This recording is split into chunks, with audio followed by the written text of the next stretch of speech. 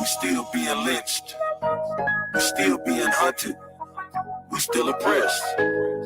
Kissing our boots is the least you devils can do. Gotta watch my step, cause our enemies cowardly creep. And they hunt us when we go on the streets, full of lies and deceit. See the beast trying to devour the sheep.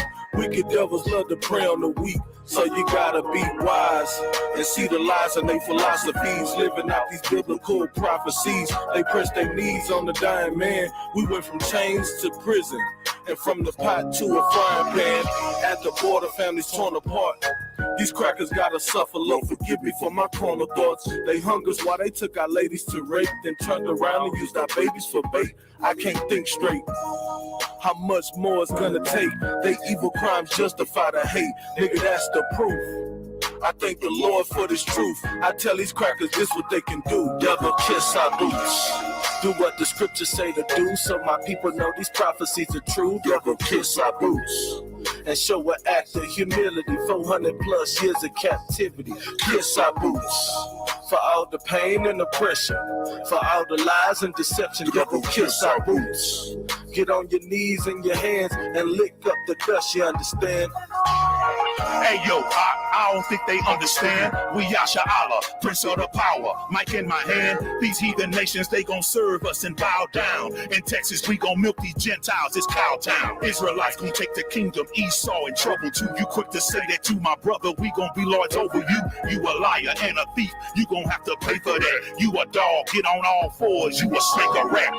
You gon' learn to follow orders from these priests and prophets. Righteousness gon' cover the earth and can't no devil stop it. You say you sorry, but I ain't got nothing to say to you. Till you apologize the way the Bible tell you to. And I don't give a damn about your little children. All the love I got go to my nation that we building. The sons that afflicted us, they gon' bend the knee and behave. Bow down before the children are slain. Devil, kiss our boots.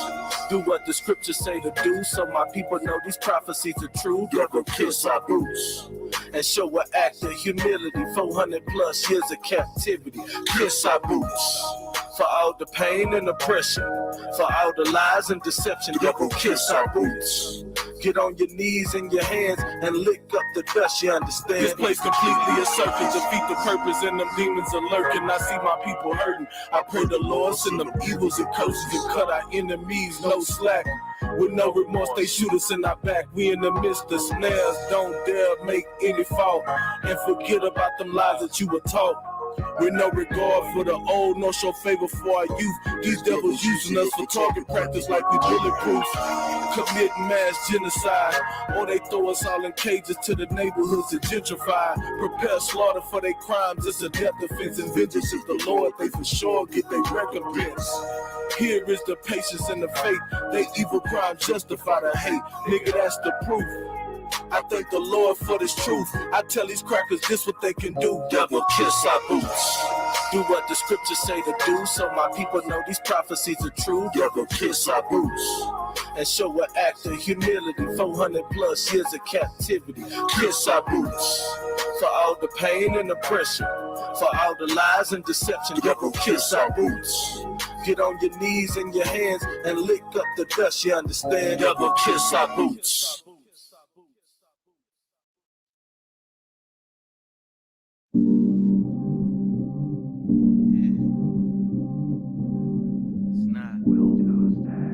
Yo, man, we everywhere, man. We all over the globe. My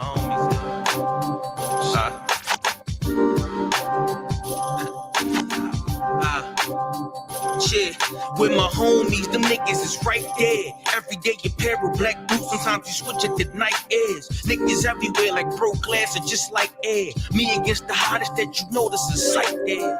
How you the coolest motherfucker that's mad hot? Always stay in my groove on the move like a laptop. Teacher schooling the youngest, you get shot by a black cop, white cop, Sasquatch foot on your neck. Anything you set your hand to do, just do it the best. I told you I'm the illest lyricist, I prove it to death. If you ain't standing up for niggas, then you muted, you deaf. I got some niggas in the grave that could be using your breath. True, and that's a fact, it's not a 2 Chainz quote. Break a record, fucking track up like them Usain Bolt. floor rapping niggas, they garbage B. Pardon me, it's the art in me, but they talking funny like Cardi B. Nah, with hella shit they ain't dropped yet. My homies worldwide like .org or .net. And we stay sharp, we smart, that's cause we studious. We come with fire with mountain word to Vesuvius. Where my homie, covering all bases. Preaching all black, they come from the hard places. Where my homie, they be deep in the hood like a mechanic trying to make sure these peoples is good. Where my homie, independent in the struggle, focused on the hustle and the cipher and the huddle. Where my homie, in every city. Where my homie, let's get it lit shit. Know who you spitting with, knock on that official shit. Professional with spitting and ripping, king of the British shit. I'm right up at the neck of opponents and hit the crystal quick. I spit it like them rounds out the chopper, and that's the pistol grip. Rapping with succession, if I spit it, you should listen shit. I spit that strong-minded, well-rounded shit you didn't spit. Slick as motor oil, you flow with boy, you all that chicken shit. We all you over here, and you water, but we ain't mixing with UPK strong, UPK pop. Yo, I play the cut, listening and watching. My frame of mind ancient and your frame of mind rotten. I'm thinking like the niggas that hated picking the cotton. Every time I spit it, I'm trying to take out the top dog. When we in the cypher, it sound like we letting shots off. When I hit the range, cause my record clean and I'm not soft. But rapping what I do, eat the beat and drown it with hot sauce. Rapping so many years, niggas can't figure this nigga out of mind. They the fucking antithesis. Rapping disappeared, I'm just trying to make it clear. Everybody trying to get on like me or my man visitors. My presence when I'm rapping made them fucking ban Christians. Your presence when you rapping like a fucking ventriloquist. We run the world like Ferdinand Magellan. I say with my homies, we melting like St. Helen. Where my homie, covering all bases. Preaching all black, they come from the hard places. Where my homie, they be deep in the hood like a mechanic trying to make sure these peoples is good. Where my homie, independent in the struggle, focused on the hustle and the cipher and the huddle. Where my homie, in every city. Where my homie, let's get it litty, nigga.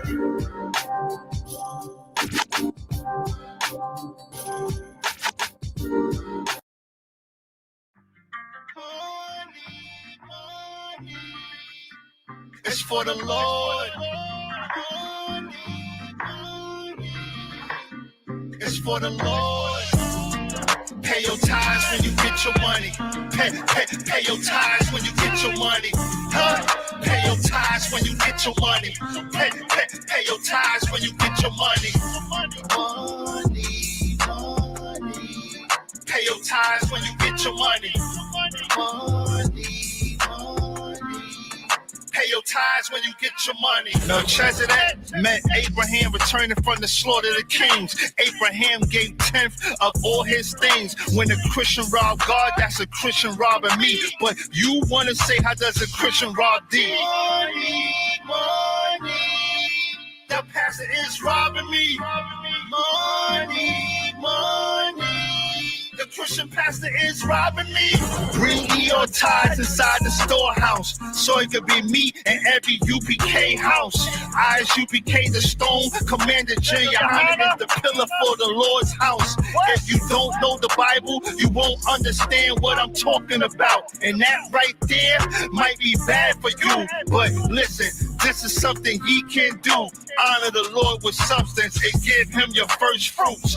Give and watch it come right back to you. Endure to the ending in this truth. Cause nobody is saved till Christ come back. Your pastor lie about you being saved just to get that stack. Evil ass pastor. That's all he's for, the money. You understand? Come on, let's get it. Pay your tithes when you get your money. Pay your tithes when you get your money. What? Pay your tithes when you get your money. Pay your tithes when you get your money. Money. Pay your tithes when you get your money. Money. Pay your tithes when you get your money. Tithes when you get your money. Tithes when you get your money. Tithes when you get your money. Pay your tithes when you get your money.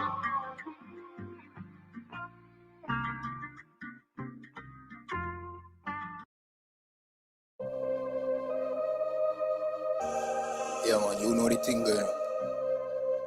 One West badness.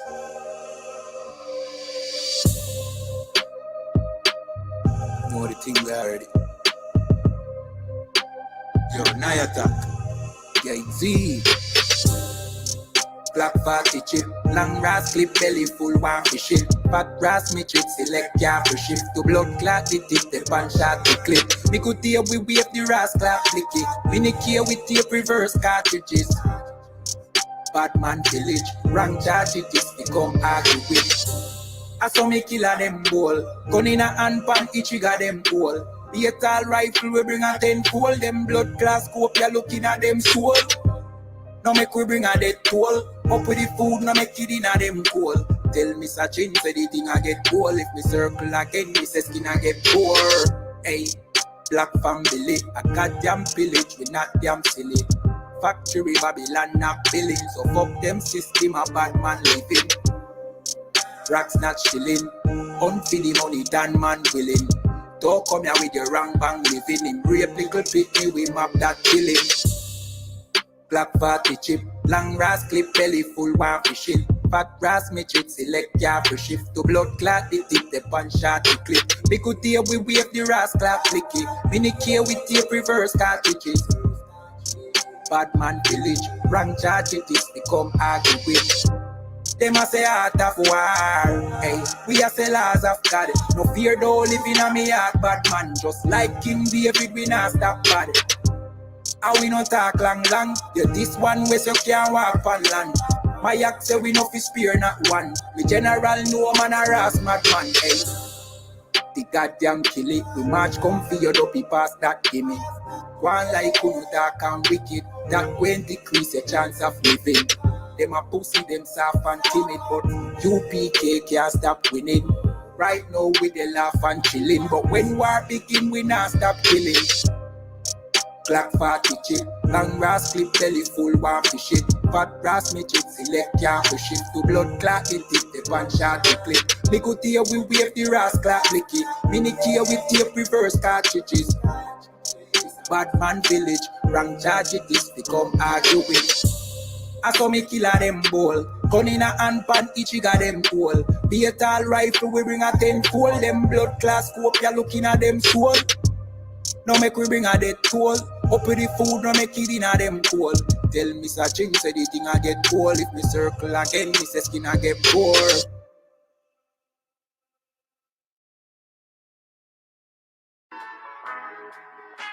no matter how they try,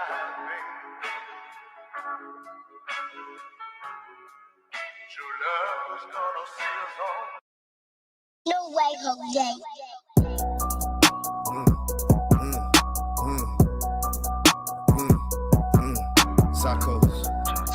Zacco shit. UBK nigga shoot side. I don't even wanna talk if you can't keep some shit I told you deep. Fuck you talking about, but you a hoe with all that gossiping. Put that on my mom, you broke the code, boy, I know you switching like a faggot that hoe, boy, you pure pussy. They say what's wrong with me. Sick and tired of these fuckboy with a little more than energy. Can't talk positive, keep that shit far away from G. Cause this shit every day, but make it change or I put it. All up on my shit, like a bitch that say she used to know me. I can't remember shit. All this logic got me far from dummies. Ice up on my wrist, like I'm shooting hoops and spraying it slowly. These bitches relay shit, even the Bible let you know she hoeing. What you got to say? Talking to niggas pulling burning ports, seeking validation, can use a basic bitch called her Jehovah. All these niggas gay, yeah, all these niggas know I know it. They ain't nigga no way, boy, your spot is mine, let get reported. I walk in that bitch in the climate. I walk in that bitch and I'm shining. I walk in that comment, your highness. I'm a real nigga here with the hymen. You run, I get hit with the Heisman. Nigga acting like host for enlightenment. Bitch ass rough style. I don't even wanna talk if you can keep some shit I told you deep. Fuck you talking about, but you a hoe with all that gossiping. Put that on my mom, you broke the code, boy, I know you switching like a faggot that hoe, boy, you pure pussy.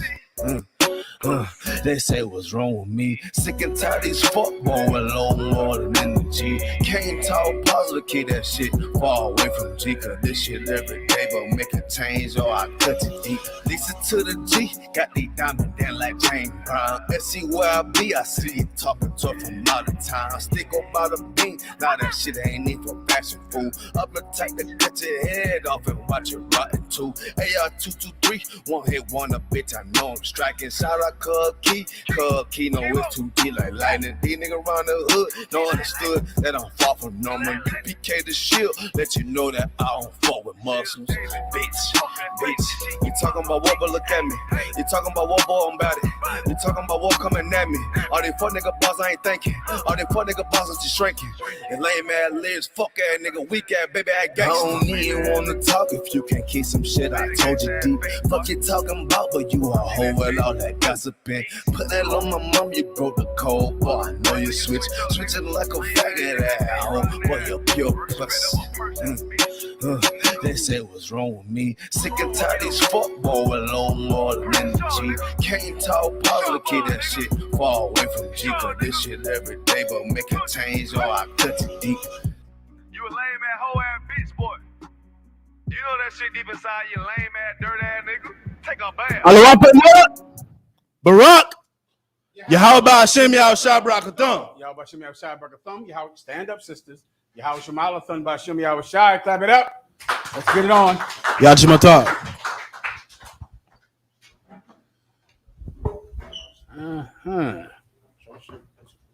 All right, Akim.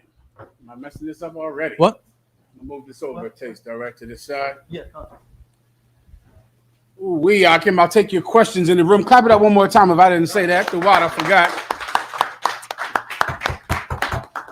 I'll take some tonic water if you have it back there. If nobody's using it, put some ice in it, please. All right, and another small glass cup, if you don't mind. I'll also answer your questions here in headquarters from the brothers and the sisters. I'll answer your questions online. Who do we have tonight? We have Sir Charlotte with Give us Charlotte, tonight. North Carolina a hand.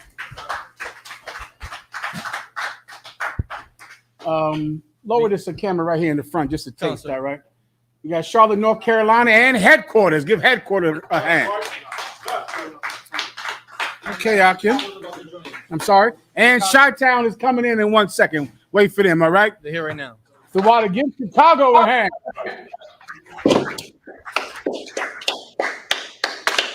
Akim, do I have any questions? First, let me tell you about the topics that I will get into tonight. Tonight, we will go into we will show you the difference between Jill Scott and the I.U.I.C. We'll show you the difference tonight between a woman in the world, an R&B singer, a neo-soul R&B singer, Jill Scott, and we will show you the vast difference between Jill Scott and the I.U.I.C. We will show you that tonight. We will also bring up tonight how the I.U.I.C. damn near beat some poor brother in their group to death. Immediately after this class on Cross the Line, Captain Tazar Yak will be interviewing that same brother.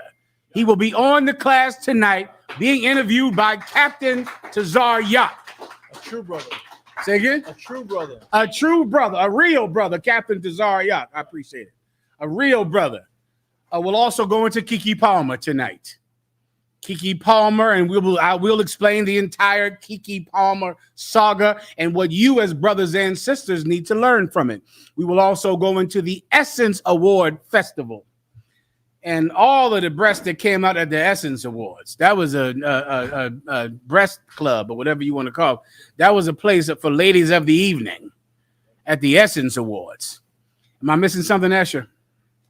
And the shooting of the cross-dresser in Philly. And in Philadelphia this week, there was another mass shooting. Mass shooting in Philadelphia, and just as Commanding General Yohana prophesied, it was a mass shooting done by a black shooter. I remember Commanding General Yohana said this, when was it, right after COVID? Right before COVID? That because of assimilation, because of integration, see, when you heard about integration, you thought it was just going to happen at Harvard University. You were pro-integration. in Harvard University. You were pro-integration at so you could sit on the front of a bus. And so you could drink out of a white water fountain. What you didn't know is that in about 50 years, you were going to be kicked out of Harvard. They were going to end the integration that you wanted, but you were still going to have the integration that you don't want. Now you are a mass shooter. Now you are a child molester. Now you are a rapist. Now you oppress your own people. That happened in Philadelphia this week. And of course, he was a transgender member and was dressed up like a woman in a wig and lipstick as he killed 5 of his own people. And convention is good for the soul. This one was around the way. This one was too close to home, brother. Too close to home. This was an area I know too well. They got excellent water ice right around there. If you're not from Philly, you'll know what I'm talking about. But they got about the best water ice in North Philly or West Philly, right where this cat killed everybody, dressed like a woman and with a wig and lipstick on, all right? And I think that was that, all right? I'll answer a few of your questions first just to get you warmed up and tightened up right, and then I'll go into the topic, all right? Come on. Counselor, I got a question on Hebrews 12:9. My question is if you can break that down, Hebrews 12:9. Also, Chicago and North Carolina, please, I'll give you priority as usual if you have questions, all right? Go ahead, Asher. Counselor, Hebrews. Good scotch in here tonight, Akim. Mr. LaFro, what is this here? Counselor. Oh, it's good, boy. Give it a hand now. See that? And I.U.I.C, they getting beat damn near to death.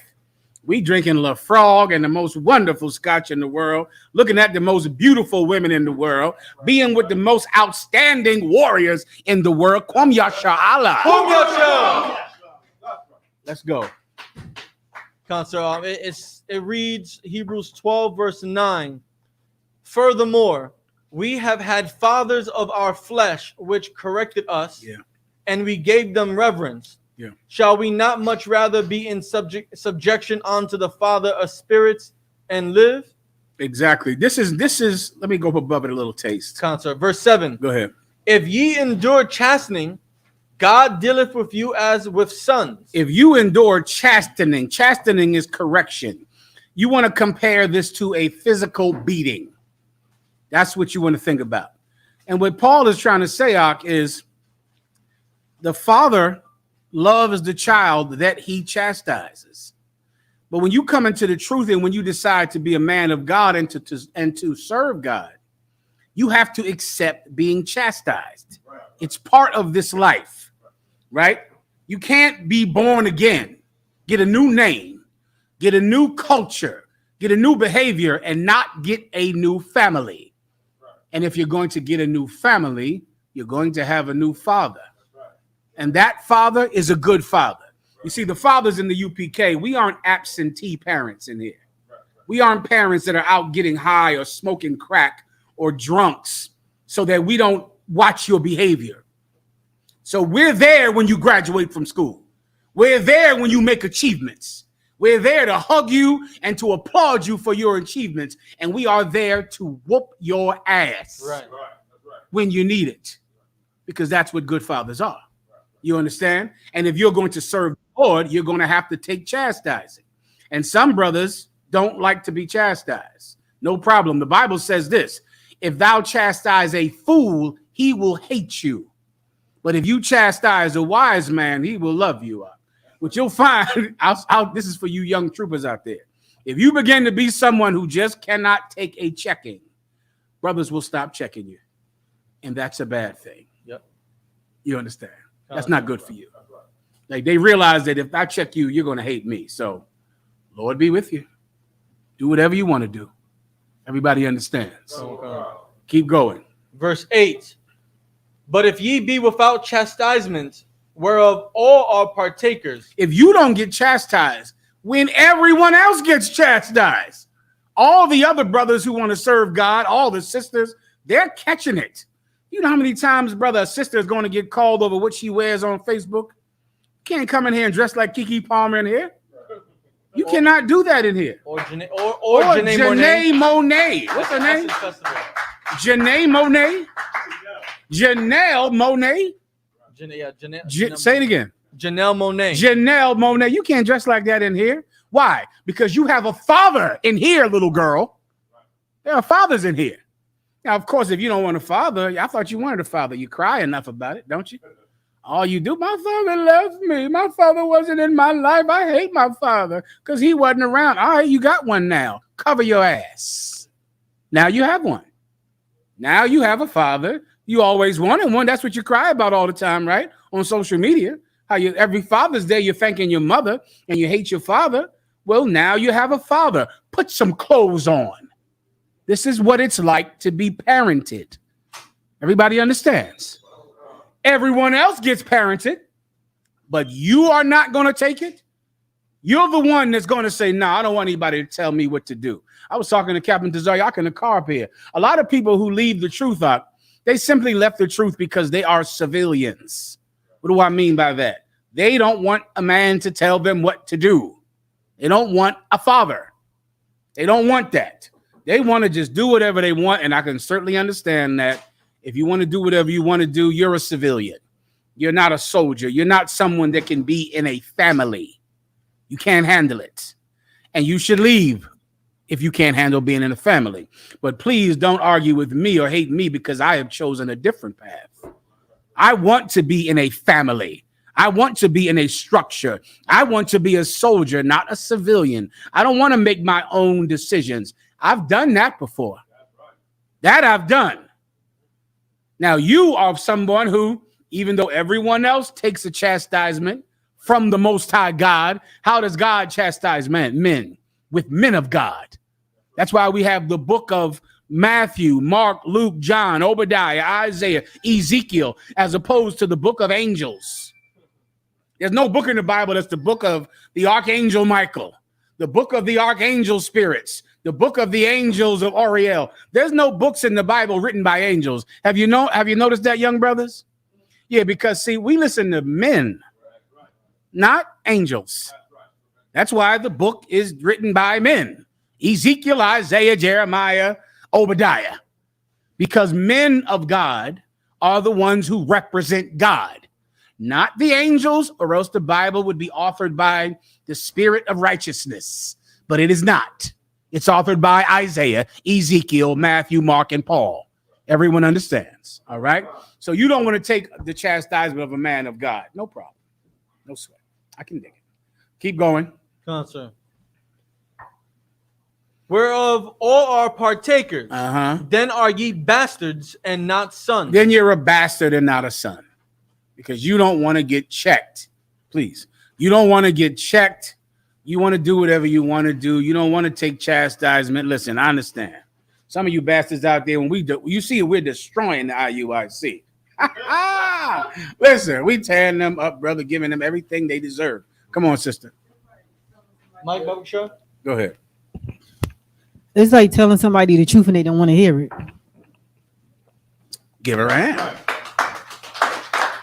They don't want to hear it. Correct. No problem then. Then no one will tell you again. No sweat. So you'll learn the other way then. Some of you out there on Instagrams or whatever we on, the chat house, the all the stuff we on.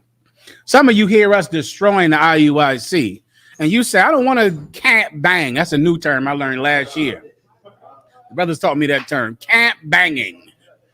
I don't want to camp bang.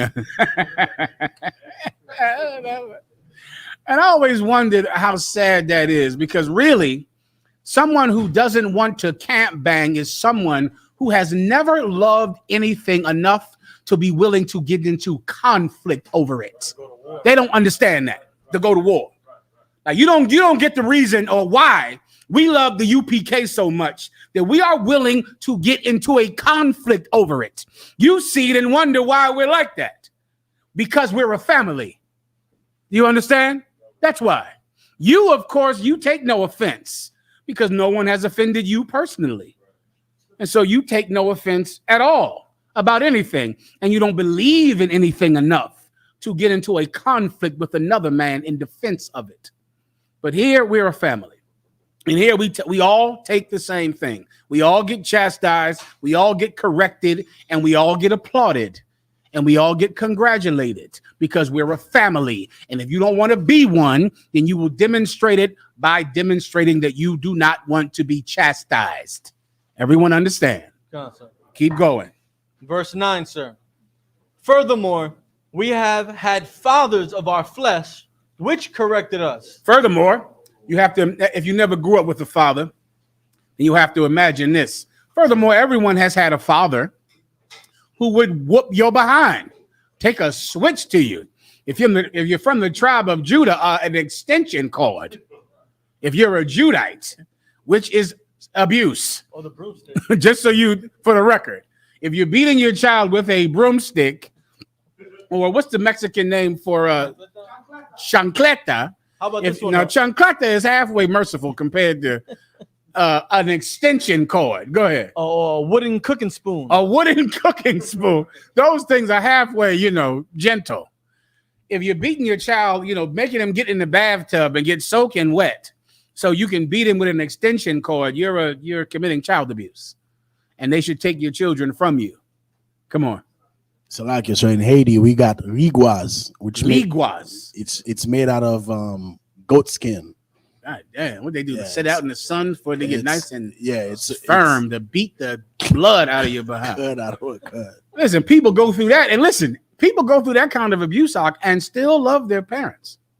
Love that mother who beats you bloody. You in school making up excuses for all of the whelps all over your damn self. Yeah, I got into a fight. You ain't getting no goddamn fight. Your mother beat you with a lingua, with a what? A ligua. A ligua. With an R. Riguas. Oh, riguas. The water. That's why I haven't been able to say mi español, because the brother Yashikar told me, I forced him to tell me. He said, I speak Spanish like a gringo. I forced him to tell. He didn't want to tell me. I said, say it to me. Tell me what he said, Salakia, sir. Salakia, you speak like a gringo. So I had to have him record everything I say so I could listen to him say it. And I hope I'm ready by next Thursday to bring out, to practicar mi español. Okay, again, as soon as I remember mi español. Okay, come on. No, I'm fine, warrior. But next week I'm going to stop saying it before I practice talking like a gringo anymore. All right, but throughout it, Levi, go ahead. I was going to say, strive for mastery. Shalom. Damn right. Strive for mastery. Damn right, warrior. Everybody gets the point. All right, keep going. Consir. Furthermore, we have had fathers of our flesh which corrected us, and we gave them reverence. Oh, you gave them reverence. He beat the piss out of you. You gave him reverence. Go ahead. Consir. Shall we not much rather be in subjection unto the Father of spirits? Now, if this is the question, right? This is where the question was. Consir. You get the point. You obeyed your physical father that whooped your behind. Obey the men of God who chastise you. That's simple enough to understand. Everybody gets it, right? Consir. Anything else? No, that was it, sir. All right. Questions in the room or online? Any questions in the room? Charlotte, any questions? Chicago, any questions? Boston, questions? Boston's on the line. Boston's on too, sir. Give Boston a hand. Boston, any questions? Khan out on one Khan. Salakia Khan. Go ahead, Boston. Khan out on one Khan. And on John 3:8, it says, when wind bloweth where it listeth, and thou hearest the sound thereof, but canst not tell whence it cometh, but whither it goeth. You want me to break this down for you, or do you have a specific question? Kind break it down on especially how it connects to the end, the last part of the verse. Okay, go ahead. Salakia. Just read me the last part. Everyone that is born of the Spirit. I got you. Let me try to explain for you. I can't hear you too well either. And I'm distracted by the smell of this food in this room. I don't know who brought that in here. This Satan now trying to, the scriptures say, give me some of that food. So who made the grub here tonight? Go ahead. That's my rib, Tabitha. Listen, it smells excellent. All right. So now I read it for the brother, please. It's in I believe he's reading the one in Luke. This is about being born again. That's all. Nicodemus came to Christ because Christ said, "Ye must be born again." And Nicodemus said, "How in the hell can you be born again if you've already a grown man and you've already come out your mother's womb?" And Christ said, "Man, you don't know what I'm talking about. You don't understand me." And that's what this precept is about. People in the world don't understand us. They think they do, but they don't. You know how many times I've had to go into court and will be going in again because your baby's mother, who is a stinking, dirty bitch, your baby's mother will take you to court. And in court, she will tell a judge that you should not be able to see your children because you're in a hate group and you hate white people. And she doesn't want her child to be around you. That's what a mother will do. Meanwhile, she lives in a world where her baby, her next man, is going to molest that child. She was molested by her mother's boyfriend. And yet she'll drag you into court and try to take away your right to see your child because you are a Hebrew Israelite, because you're UPK. That filthy, disgusting bitch does not understand us. And she's hoping that a judge will misunderstand us. But she doesn't know Commanding General Yohana just sends me into court and I make a judge completely understand what we do. He completely understands it, especially when the judge is Jewish. And then he will completely, know what we do, understand. You know that bitch is going to go into court and say, he doesn't celebrate Christmas to a Jewish judge. That's what she's going to say. He doesn't celebrate Christmas to a judge that doesn't celebrate Christmas. He celebrates Hanukkah, Your Honor. Me too. The judge is sitting there, yeah, so do I. Anyway, people, because they misunderstand us, a lot of them misunderstand us on purpose. Christ is trying to explain that to them. Now read from where you were reading, Boston.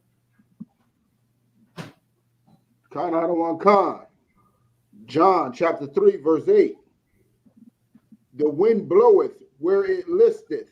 The wind bloweth where it listeth. The term listeth is like where you hear it, meaning that sound that wind makes when it rushes past your ear. That's how the wind listeth. That's where the wind is going. You hear it rush by you. You hear the wind. Keep going. And thou hearest the sound thereof. And you hear the sound thereof. Go ahead. And canst not tell whence it cometh. But you don't know where the wind comes from. You can hear the wind blowing, rushing past your ear, but you don't know where it's coming from. Keep going. And whither it goeth. And you don't know where the wind is going. You hear it, but you don't know where it's coming from. And you don't know where it's going. That is what we are like to people in the world. They see us and they hear us, but they don't understand us. They misunderstand us. There is nothing illegal and there is nothing hateful about what the ISUPK teaches. Nothing. There is absolutely nothing illegal about it. There is nothing criminal about it. And there is nothing hateful about it at all. Let me tell you what they say. They go in there in the court and they say, his group only teaches black people and they only teach Hispanics and white people aren't allowed in their group. And inevitably, I will tell the judge, Judge, have you ever heard of the United Negro College Fund? Your Honor, little white kids aren't allowed to get a scholarship from the United Negro College Fund. Have you ever heard of the NAACP, the National Organization for the Advancement of all people? The advancement of all people, no matter what race or color. The advancement of. Have you ever heard of B'nai B'rith? This is the one that always gets them. Have you ever heard of B'nai B'rith? You know what B'nai B'rith is. B'nai B'rith is the Jewish Defense League, and they defend all people, every kind of person. They defend Jewish people. See, it's not illegal to pick a particular demographic and to defend that demographic, right? I think that we had affirmative action for about 50 years that white people couldn't get, but black people could. It's not illegal. It's normal. It's accepted. Your wife is just hoping that because the judge doesn't understand, she can lie to him about us. It's like the wind. You hear the wind, but you don't know where it's coming from, and you don't know where it's going. Keep going. So is everyone that is born of the Spirit. So is everyone that is born of the Spirit. We're like the wind that rushes past their ears. They don't understand it. They don't know what its purpose is. They don't know where it comes from. They don't get it. They think, it's the Black Panthers, or is this a black Ku Klux Klan, or are you Muslim? They don't know what in the hell it is. They don't understand it. Why? Because we are completely different than anything they have ever seen. They don't understand us. We're like the wind. Everyone understands. Keep going. Verse 9. Nicodemus answered and said unto him, how can these things be? What he means by that is, when above this, Christ is saying you must be born of the Spirit. He's like, how in the hell can somebody be born of the Spirit? He doesn't even understand that. People today still don't know what in the hell being born again is. They don't know what in the hell that means. They think being born again is dancing in church. They think it means you go to church, you dance. Congratulations, you're born again. Or getting dunked in water. They think that that's what being born again is. They don't know. Go ahead, Art. Come on. Verse 10. Jesus answered and said unto him, art thou a master of Israel? He's like, are you a master of Israel? Am I talking to some man who's supposed to be a leader that leads the children of Israel? Keep going. And knowest not these things? And you don't understand what it means to be born of the Spirit? And yet, who are you? You're a Farrakhan. And you don't understand? You're a preacher.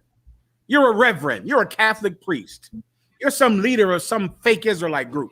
As I examine I.U.I.C, the things they believe in are juvenile. It's like a belief system from someone who has a remedial understanding of the Bible. It's like they don't understand anything in the Bible. And what are they forcing people to wear purple in March? They don't understand anything about the Bible, anything at all. Captain Tazaryak is going to interview the brother tonight. Hopefully he'll explain to us this nonsensical remedial belief in the I.U.I.C. And it's no different than any other church, like the Christians do with their belief system in the church. They don't understand it. Now, you're a preacher, you're a bishop, and you don't know these things? Keep going. Verily, verse 11, verily, verily, I say unto thee, we speak that we do know. You see, the problem with us, here's our problem. What we say, we know. When we say a man can have more than one wife, we know it. We know it. When we say Christ only died for the 12 tribes of Israel, we know it's true. We speak what we know. Let me translate that to today's terms. We know what we are talking about. You understand? We know. Which is what Paul is trying to tell him. You're a leader in Israel. You don't know anything. We know what we're talking about. Asher. Like with Mayor Eric Adams, he's wondering why there's an increase of homelessness compared to the last 2 years. He doesn't understand it, does he? What's the difference? He doesn't know anything. He's the mayor of the largest city in America. He has no idea about what is happening in this city at all. When the rent to live in New York, you'll start crying to pay the rent here. You know how many people go to work every day, work hard, and they will never be able to get their own place. Getting a job has nothing to do with ending homelessness. Nothing. Walmart is the largest employer in the world, and 70 to 80% of their employees are on welfare. Now you go Google that. 70 to 80% of people that get up every day early in the morning and work hard, and they are on welfare, which means the government is paying them. The government is supplementing their income, and they work every day. And yet mayors and politicians have no idea why there's so many homeless people. Don't even understand it. They don't get it. Keep going. Con. And testify that we have seen. And we testify of what we have seen. The things that we're talking about, the things that we say, we've seen it. We know this. Now, you can battle us if you want. We got men out here, Captain Tazar, y'all can battle whoever. He's battling some old Polynesian, whoever. Polynesians, Hawaiians, pygmies of Aborigine, Australia, whatever. Whatever freaky thing you got out there. We'll battle it and destroy it if that's what you're into. But please believe me, we know what we're talking about. The things we say, we've seen these things. Continue. And ye receive not our witness. Mm-hmm. 1 second now. Yet, like the sister said, you still reject the truth. You still don't listen. You still rather go get beat to death by the I.U.I.C. Beat you to death. Put you in purple. Stop you from getting another woman. Listen, do what you got to do, brother. All right, enjoy yourself. I gotta go. Was that it? Was that it, Boston? Con, I don't want con the water, sir. No problem. Next question. Let's try to move quick out. Con, sir. Any Memphis, Captain Sakawa, you have a question, sir? Con, if I could, real quick, I got a question. Go ahead. Muhammad says Romans chapter 8, verse 24 and 25. Captain Sakawa, where's he at? Let me see him. Go ahead, Sakawa, get my hand. I didn't know you up in here. Come, sir, come. Yeah, man, what city you in tonight, Doc? I'm in Memphis, sir. I'm down here in Memphis. Hold it down. Go ahead, Doc. What's your question? If I could, just Romans 8, 24 and 25. I just want to know when I'm breaking this down, can I define hope as trusting in the Most High? I'll read the scripture, sir. Say that last part again. I didn't hear it. When I'm breaking this down, Romans 8, 24 and 25, can I define hope as trusting in the Most High? Okay, you want to know if you could define hope as trusting in the Most High? Come, sir. Go ahead and read. All right, Romans chapter 8, verse 24 says, we are saved by hope, but hope that is seen is not hope. For what a man seeth, why does he yet hope for? But if we hope... I'm sorry. Was that it? You had more, right? I'm sorry. Please continue. One more verse. But if we hope for that we see not, then do we with patience wait for it. Give Captain Sakawa a hand now. Let me tell you. Yeah, but yes, Captain Sakawa, yes, hope is trusting that the Most High will deliver on his promise. If I could just make it a little more succinct for you, all right? You there, Sakawa? Trusting in the Most High. Okay, many people trust that the Most High will bless them, and he will not bless you because you don't deserve it. You know, otherwise you would win every time you hit that scratch off, wouldn't you? A lot of you're gambling like lunatics, trusting that God will let you hit the number one day. Trusting in the Lord that you will hit the number, you should stop trusting in him for that, because he will not make sure that your gambling is successful. That's not his job. He will not make sure that he blesses everything you touch and do. You got idiots crossing their fingers since the damn 1700s, crossing their fingers, thinking that God will bless it. I trust him, when God is the one that's going to curse you. He's the one that's going to hurt you. Asher. It's funny you say that, because growing up, I remember, like, when I would go to the corner store, all the old Hispanic men would be sitting with a cigarette in their mouth, hanging down and playing scratch up, like, God's gonna let me win today. You know what I'm saying? That's real. That's the Hispanic brothers. That's their culture. They sit out there with that beer and scratch everything they find in that store. I remember a personal story, which I know I shouldn't be telling. When the cops came up in my house to drag me out of my house, I'm hiding in the bedroom. I'm hiding, and I'm on that bed saying, Lord, please don't let me. Please, Jesus, a Hail Mary, full of grace, the Lord is with you. Please, Lord, please, Jesus, please, just get out of there, nigga. They snatched my black ass right out of the bed. I was trusting in him, but I shouldn't have been. Do you understand? Because they walked right up in my room and snatched me out.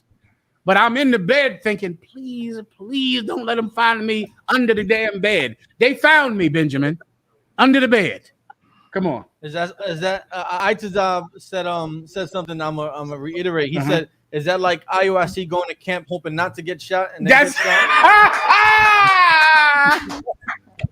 yes, Itazab. That's an excellent precept. Yes, it's like being in the I.U.I.C saying, please don't shoot us, please don't shoot us, please don't shoot us. Booyaka. What's the New York gunshot sound? I forget. Brah, brah. Go ahead. If I may, out of one, was it last week or 2 weeks ago you gave your counsel on how to not get shot again? I tried. And just a few days ago, we find out they did something worthy of a brother to revenge their brothers. You see that? Give Levi a hand, because I didn't even realize that or put that together. Just last week, I tried to give a breakdown to order people not to shoot at the I.U.I.C anymore. Then 2 days ago, I found out that they went and broke some brother's arm, beat him damn near to death. When I saw the pictures, I said, God damn, who beat him up? A bookie? He got beat like a bookie beat him. Like a cop. He got beat like a cop beat him. And I wonder if that brother was a cop who beat him like that. Coincidentally, that was in the same city that those 5 black cops beat that brother to death. That was in the exact same city. In the same city where 5 black cops beat a poor black man to death. This brother in the I.U.I.C damn near got beat to death. Is it a coincidence? I don't think so. All right. Yes. So to be exact, Captain Soccer War, trusting that the Most High will deliver and will fulfill his promise. That he's going to do. He's going to do that. And you got to hope for that. He is going to raise up the nation of Israel, brother. It is a guarantee. If you seek the Most High and amend your ways, he will accept you. That is a guarantee. And whatsoever you pray for that is for Christ, you are getting. That's a guarantee. That's a guarantee. He keeps his promises up. And that's hope. And hope is a powerful engine. It's like a power source. Give me a man out that can just say, man, I know the Most High is going to do this. Need me up. I'm good. This is Phil, so I'll refill from here to water. That's a powerful engine. So just say, man, listen, the Most High said this. I'm doing this. I'm giving up drugs because he said this. I'm giving up cigarettes. I'm giving up alcoholism because he said this.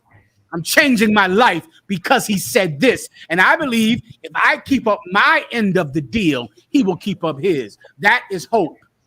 And that's a powerful source, brother. It's powerful. You understand that? Come on, cut the water, sir. The water. Next. Any other zones that have a question? Con, can you hear me? Mm-hmm. It's Charlotte, sir. Go ahead, sir. Yes, sir. This is Officer Abraham. I would like a general breakdown on 2nd Ezra chapter 5, verse 7 and 8. I think you did it before, sir, but I missed it. No problem, Mark. Go ahead and read. This is 2nd Ezra chapter 5, verse 7. Like it, sir. Can you speak into the mic, Baba Kasha? I'm speaking into the mic. I don't know if that sounds much better. Yeah, just do it like that. Go ahead. Okay, con.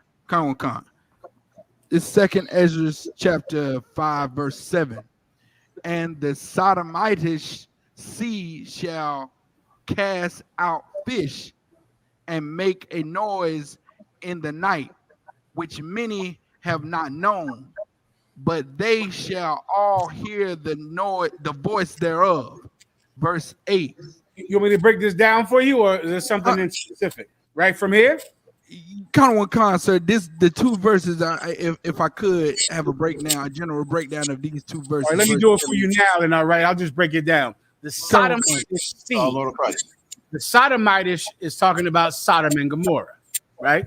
Sodom and Gomorrah were I believe 5 cities that were wholly given over to homosexuality, much like America is, or San Francisco is, or Atlanta is when it comes to the other nations, right? They promoted it, they believed in it, It was the popular culture in those cities. The Bible said that the Sodomite sea will cast out fish. What happens to a fish when it gets thrown out to sea? It dies. They die. They die. Well, this Sodomite sea is going to spit fish upon the land, which means they're going to die being sodomites. They're going to die. And that you're seeing right now. This week in Philadelphia, there was once again a mass shooting, and it was done by a transgender man. It was a transgender man, and he killed 5 people. And so many people, and of course, his defense in court is that he had mental disorders. I could have told you that by the way he was dressed, with that wig and that lipstick. No, yeah, sick in the head. Of course he is. Just like the DDS, is that what it's called? The DDS, the book that tells you about disorders? DSM. The DSM. The DSM. I remember working in a damn therapist in the rehab center. And boy, they was crazy in there when I worked in there. Lord have mercy. What I'm threw a maxi pad straight at me. I'm trying to counsel the broad. I said, whoa, like that. She threw a maxi pad right at my head.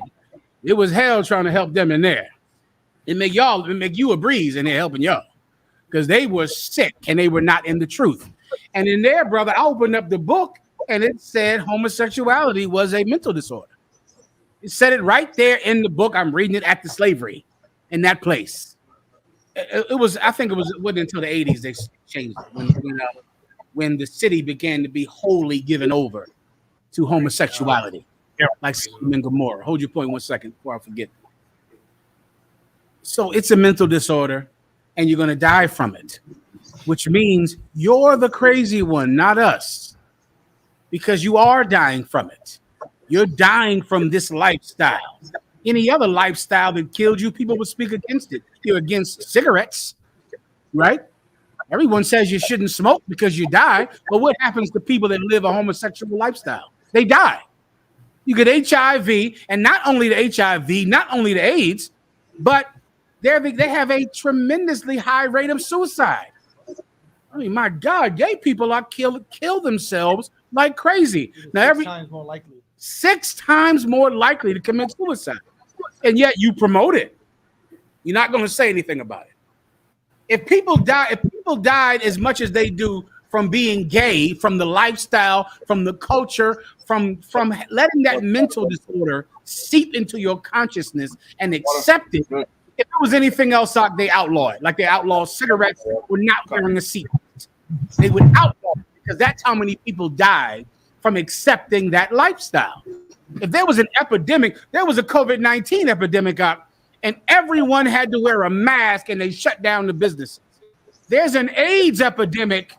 People promote being gay. They exalt it. If it was anything else out, they treat it like not wearing a seatbelt, or they treat it like any other virus, and they would shut it down. But of course, you can't be Sodom and Gomorrah without being gay. They have to promote it. They have to accept it. Hey, listen, it's a free country out. If you want to do, no problem. Just please don't hate me because I choose a different path. Don't hate me because of that. The Sodomite sea will cast out fish, meaning you're going to see flopping, dying fish on the shore because they were spit out of that Sodomite sea. Continue. Camera's like, come on, boy. Salakia, and said, Salakia, and then it said, and make a noise in the night, which many have not known. Yeah. Make a noise in the night that many have not known. Read more. But they shall all hear the voice thereof. Keep going. Verse 8. There shall be a confusion also in many places. Yeah, you get that out, meaning there's going to be a noise in the night that they have never heard, but they shall know what it is. That noise is the same noise they heard in Egypt when the angel of death passed over Egypt. And the Israelites who were sitting in their chamber, huddled together with weapons in their hand and lamb in their teeth, heard the screams of sinners outside. You're going to be in the truth, and you're going to hear people dying outside of the truth. That's why it said sounds in the night. The precept you need is wisdom of Solomon. Okay. And they heard those sounds in midnight. That's what it says in Wisdom of Solomon. They heard the screams of parents who lost their children. That's what you hear because of sodomy. Come on, Asher. And that's why it says, is it that why it says that we know not the sound because we're living and we don't know? Read it. I didn't hear that part. Read that part one more time. The end of the previous verse, sir? Yes, read that, Asher, please. I can't hear the brother too well. I'm going to have Asher read it for you. Come on, sir. You were in 2nd Ezra, correct? Con. 2nd Ezra 5, and at the end of verse 7, after the colon. Con, sir. 2nd Ezra, chapter 5, verse 7. But they shall all hear the voice thereof. Sorry. It says, and make a noise in the night, which many have not known. Yeah. We're going to make a noise which many have not known. Screams. What is that? What is all of that screaming and wailing and dying? And people have not known that sound. They don't understand it. Why is the Bible saying that many have not known it? Because there is a death coming that you are not prepared for, that you will not understand. If the COVID-19 virus didn't wake you up, I don't know what I can do for you. You were sitting around thinking everything was perfect because you were just waiting, to find your next slut. You women waiting to find your next victim to have a baby with. I guess you were just sitting around like, oh, damn, now everybody's dead. Now your grandmama is dead. Your mother is dead. Your father is dead. And you don't understand what is happening. Right here in New York, you know how many dead people were sitting in the house and they called the city to come get the body, and the city cannot come get the body.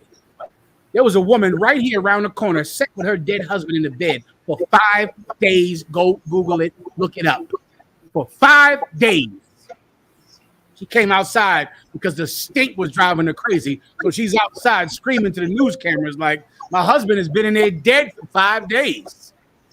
But there's a sound coming that you won't understand. You don't get. If I was you, I would amend my ways. I would change. Because there's a death coming that you will not understand. Continue. Sir, the end of verse 7. But they shall all hear the voice thereof. Oh, but you will all hear the voice of that cry. You're all going to hear it. You all, just like that night, 6,000 years ago, when the Lord came to deliver his people. He came and they all heard the screams. Benjamin. I think precept in Wisdom of Solomon. No problem. This is Wisdom of Solomon 18 and 14. For while all things were in quiet silence. All things are what? Were in quiet silence. Imagine that night. It was quiet in Egypt. Quiet. Moses had been out on the street. Moses was out telling people, repent, change. Serve the Lord, ye children of Israel. Ye sons of Jacob. Serve the Most High. Some of them listened. Most of them didn't. Most of them loved being in Egypt. They loved it there. That night, while everything was quiet, keep going. And that night was in the midst of her swift course. And that what? And that night. And that night was in the midst of its swift course, meaning the time's going by, 9 o'clock, 10 o'clock, 11 o'clock, going about its course until it gets to the sunlight. Swiftly, normally. Keep going. 15. Then Almighty word leaped down from heaven. And the Almighty's word leaped down from heaven. He gave an order from the throne of God. Keep going. Out of thy royal throne. Out of his royal throne. Keep going. As a fierce man of war. As a fierce man of war. That's the God the Christians don't want you to learn about. Because if you learned about him, it would save your life. If you learned about who God actually is and the kind of man he actually is, then you could save your life up. But as long as you think he is someone who loves unconditionally, you're going to die to prove that your preacher is wrong. Continue.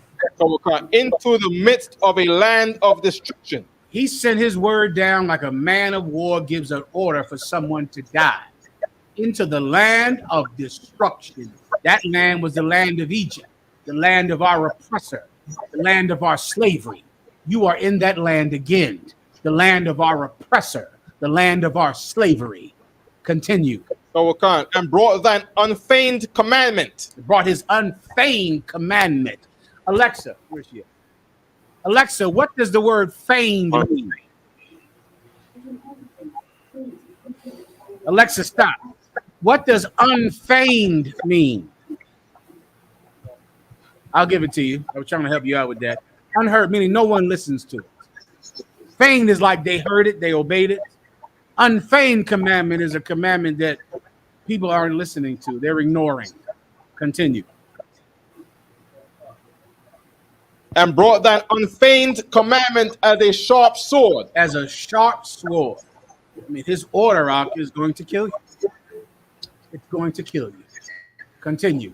And standing up, filled all things with death. And this order standing up, this order happening, killed everyone. Filled all things with death. Continue. And it touched the heaven. This is a good one, but this is not the one I'm referring to, but this is an excellent one. I believe it's the one where they were in there all together and they made one commandment. I'm sorry, where did you start from, Benjamin? Go ahead and read 12.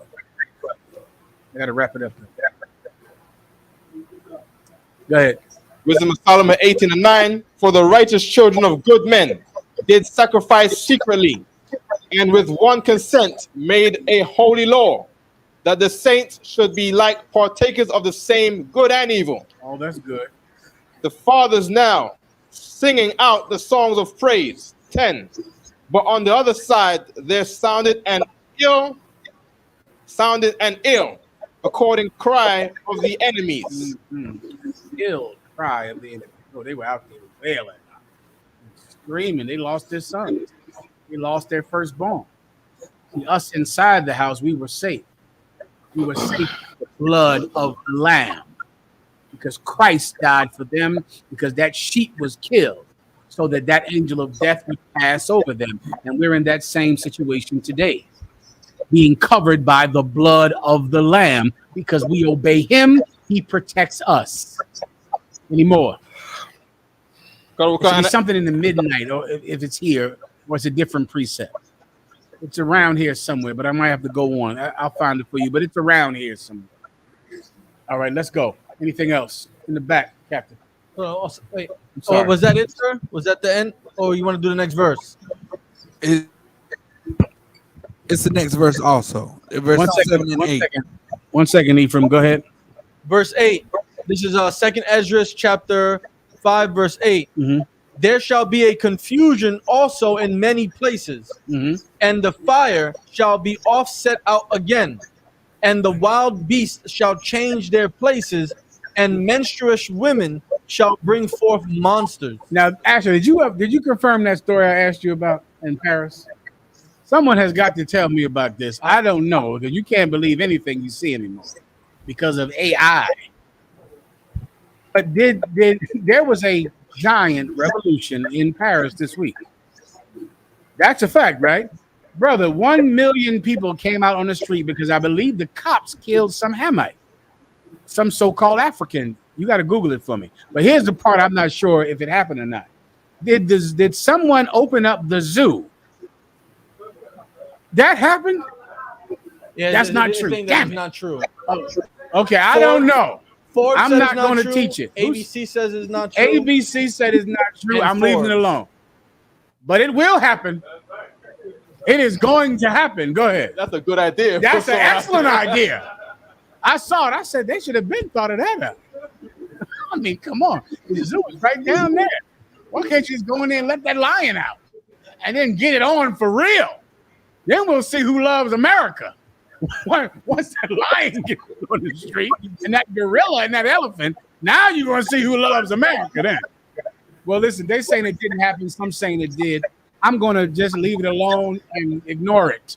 But what did happen in Paris this week is 1 million people came out on the street to protest the police. And that is only for one reason, because of what they saw happen in America. Because what they saw of what other countries have seen happen in America, they're going to revolt everywhere. And because of social media and because of cameras, They are going to rebel against governments everywhere. And that's in the Bible. That's a great tumult amongst the people. The people are going to rise up.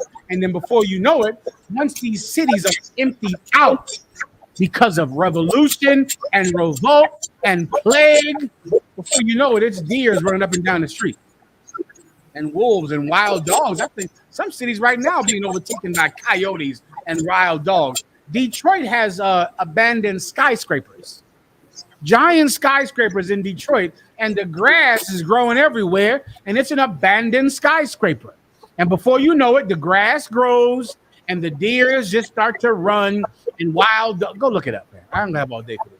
Look it up. Look up the wild dogs everywhere. Going into cities, because once people leave, all of the animals begin to take over, and the grass and the damn jungle takes over. Sister over here, where's your hand? Go ahead. Microphone. Huh? Well, thank you very much. See, does she know what she's doing? Give her a hand. Is it done? Is it done? And she looks very beautiful today. Get the camera on this sister right here. This is a good girl right here. She don't want me to tell y'all how pretty she is. Go look at it. She looks better than KEKE Palmer. That's for goddamn sure. Give her a, and the sister, the brother's rib behind her. Get your rib on there, huh? Look what Levi is getting. Look what he's getting. Give him a hand. They look better than KEKE Palmer, who's going to give you AIDS. Oh, you didn't know that? I'll prove that tonight. You know she was kissing up on USHER. Google him. Let it Google USHER and then go wash your hands.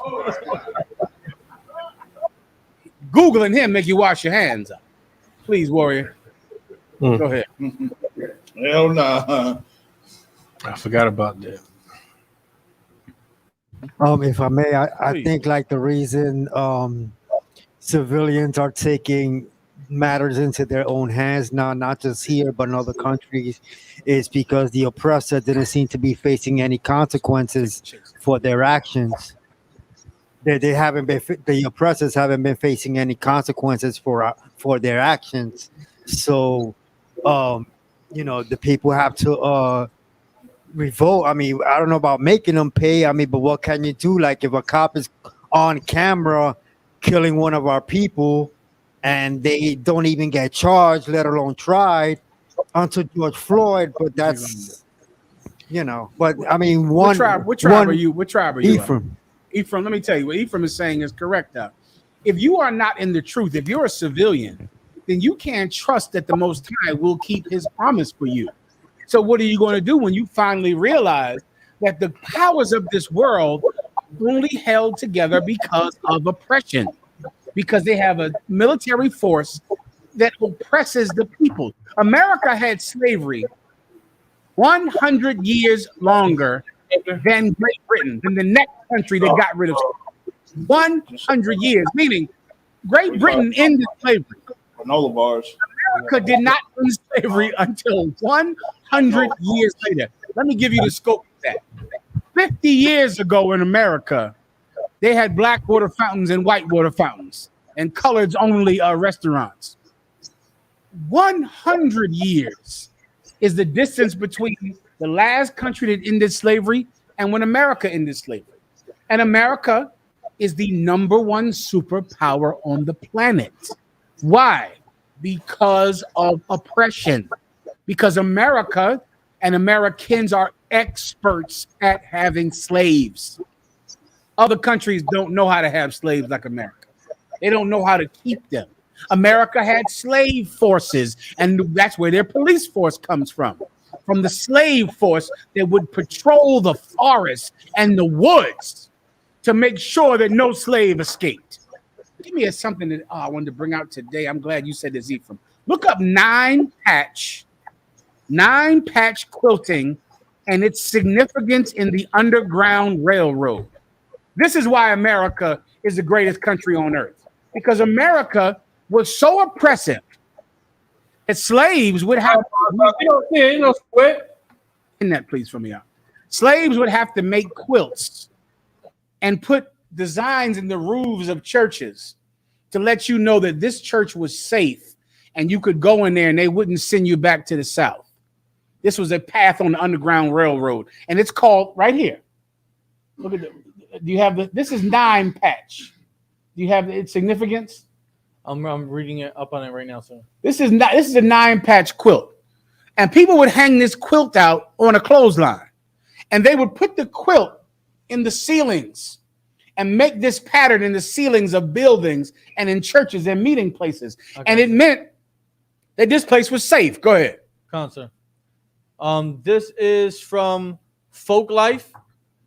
It says Underground Railroad quilt codes. What we know, what we believe, and what inspires us. So this is an example of a quilt. Yeah.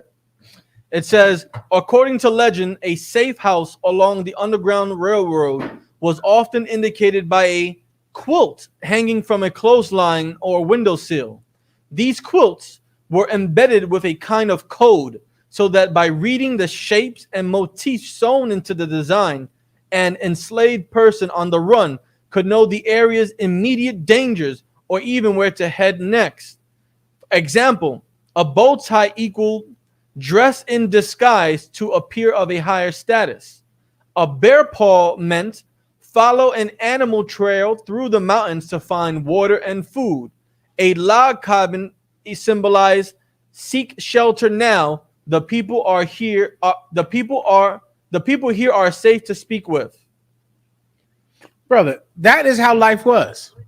And they had to, and you see in the churches of the ceilings, they just make that pattern. And so when you walk in there, you go, okay, I'm safe. You see that on a clothesline, okay, I can go in here. Americans are experts at keeping you in bondage because they had such a police force that were slave catchers. And they took them right into being the police force of the cities. And that's why this country is great. This country is great because it suppresses revolts. It suppresses dissent. It suppresses people who don't want to follow the status quo. It destroys them and kills them. And they became the #1 country on the planet. And then guess what every other country did? Guess what the French did about 10 years after the American Revolution? What did they have? The French Revolution. Guess what Russia decided to do?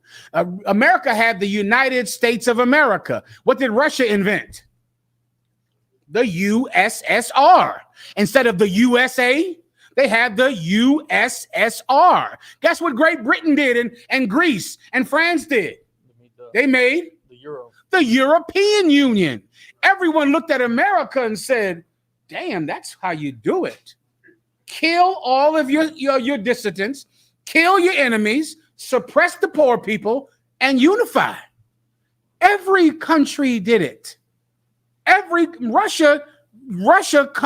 The Soviet Union is birthed from glorying and envying the Union of the United States. The French Revolution killed their king and went into democracy with a red, white, and blue flag in France. They all did it because America is a success story. Here's the problem. That success comes from killing the poor and destroying the citizens who would dare to ask for more than what you put in their trough. That's where the success comes from. So what the Ephraimite is saying is absolutely correct. Now, here we go. Now, France, because they see what you did with George Floyd, and they see what you did to your oppressor, and they're not in the truth. God is not on their side. Oh, they're going to follow suit with America like they always have done. Like they have always done. You understand, Ephraim? Ephraim in the back, you got it. Go ahead. Slagia, in Isaiah 13 and 14, when it says, and it shall be as the chaste roe, and as a sheep that no man taketh up, they shall every man turn to his own people and flee everyone to his own land. That is the precept that I wanted to bring out tonight. So go. I thought about it with what you've been saying. Yes. So, but also what I've been seeing lately is multiple countries. Can I pause you for 1 second? Please, sir. Ephraim, I sent you a video tonight about Pennsylvania and New Jersey. I sent it to you. Yes. Facebook message or text message? 1 second. Please stand by. This is what I forgot. I told Commander Julian Hunt I have Judite amnesia. I only remember who I'm beefing with. I remember nothing else. For real. That's Judite amnesia. That nigga Darren back in 9th grade. Don't think I forgot about you either. I know you out there somewhere listening. You tried to jump me with them niggas in 9th grade. We'll see about that one day. All right, yeah. I said, hold on 1 second. Yeah, I sent it to you, Ak, on a text message. It says, "Stay out of Camden, New Jersey." Yes, I have that. Please pull that up while Ephraim is talking in the back. Go ahead. Oh, concert. So I've been noticing from tracking like BRICS and all the different countries who have been picking sides as like World War III's gearing up. Mhm. A lot of other countries have now started to give up the US dollar and return onto their own currency. Forget about it. So can I utilize that scripture as for everyone starting to come back to their own currency and reestablish, their people as a precept? And you can also use the striking down of affirmative action. And For the colleges, yes, sir. And you can also use the Supreme Court legalizing discrimination, which happened this week. Discrimination was legalized based on a court case about a website developer not wanting to make a website for gay people. For LGBT, right. Even though no one asked her to make a gay website. No one even asked the woman. No. Go look it up. No one even asked her. She went to the courts ahead and said, I have a website business. If someone gay wants me to make a website, I don't want to make it. And because she had the backing of millions of dollars from the Republican Party, they got her case to the Supreme Court because the Supreme Court is Republican now. It never even happened, but it won. Why? Because now a precedence is set in court that you can discriminate based on if it's in opposition to your religious belief. Well, guess what else people are against religiously? Black people mixing with white people. They're against that. So now when you go to this restaurant, I don't believe that blacks and whites should eat together because the Bible says that they make no marriages with them, separate from them in Deuteronomy. Right. White people are going to go back to having whites-only restaurants, and it will be legal because of their religious beliefs. Every man is going back into his own land, into his own people. And Commanding General Yahweh has been telling me this for 28 years, that before you know it, you're going to have to shop in that West Indian restaurant, eat arroz con pollo, like he always says. You're not going to have a choice. You're going to that Levite restaurant, that West Indian restaurant, that Ephraimite Puerto Rican restaurant. You don't have a choice anymore because white people have decided they're going back to being Irish. They don't want you around. They're going back to being Italian. They don't want you around. Can I show you a story to back you up? Please, sir. This is how terrible it's getting. Play this, please, for Ephraim in the back. Sir. Go ahead. It says, "Stay out of Camden." This is a video. Do you have it? This should be video. This is not video. You need I have the video. the article that you sent. The video, the article is all right. But I believe it was video in the story. I think I just saw it. Right there. Is that? No, keep going. That ain't it. Could that be it? Play that. That's like a commercial. That's not him. Maybe I did. Maybe that's a commercial. That's him right there. Look, go up. See now playing. Oh, that is it then. Bring the sound. This is a commercial, Akim. All right. Go ahead. Nice and loud. She was shot last night, blocks away from the 4th of July celebration near Camden Waterfront. 3 other people were injured as they ran for You have problems there? Philadelphia reporter Aziza Schuler. Little girl remains in the hospital this evening after she was shot last night, blocks away from a 4th of July celebration near Camden's waterfront. Camden city officials say in the 30 years of its 4th of July celebrations, there's never been a shooting. And despite last night's violence, the city is adamant Camden is still safe. The thugs and Pause. criminals. And Pause. Now, this is Camden, New Jersey. Now, if you're not, I'm from Philly. That's where I found the truth, all right? And then came down here to New York. Camden was murder capital for, my childhood. Camden, New Jersey. It was a terrible place. But, of course, the governor of New Jersey did something that every mayor should do He fired every one of the police, every last one of them, because they had a record number of citizen complaints for abuse against citizens, and the murders were out of control. He just fired every last cop, hired all new cops. I think the murder rate is down about 80%. You can look it up. 80% and almost no citizen complaints at all. And so now Camden is, the picture of, paradise as far as America is concerned.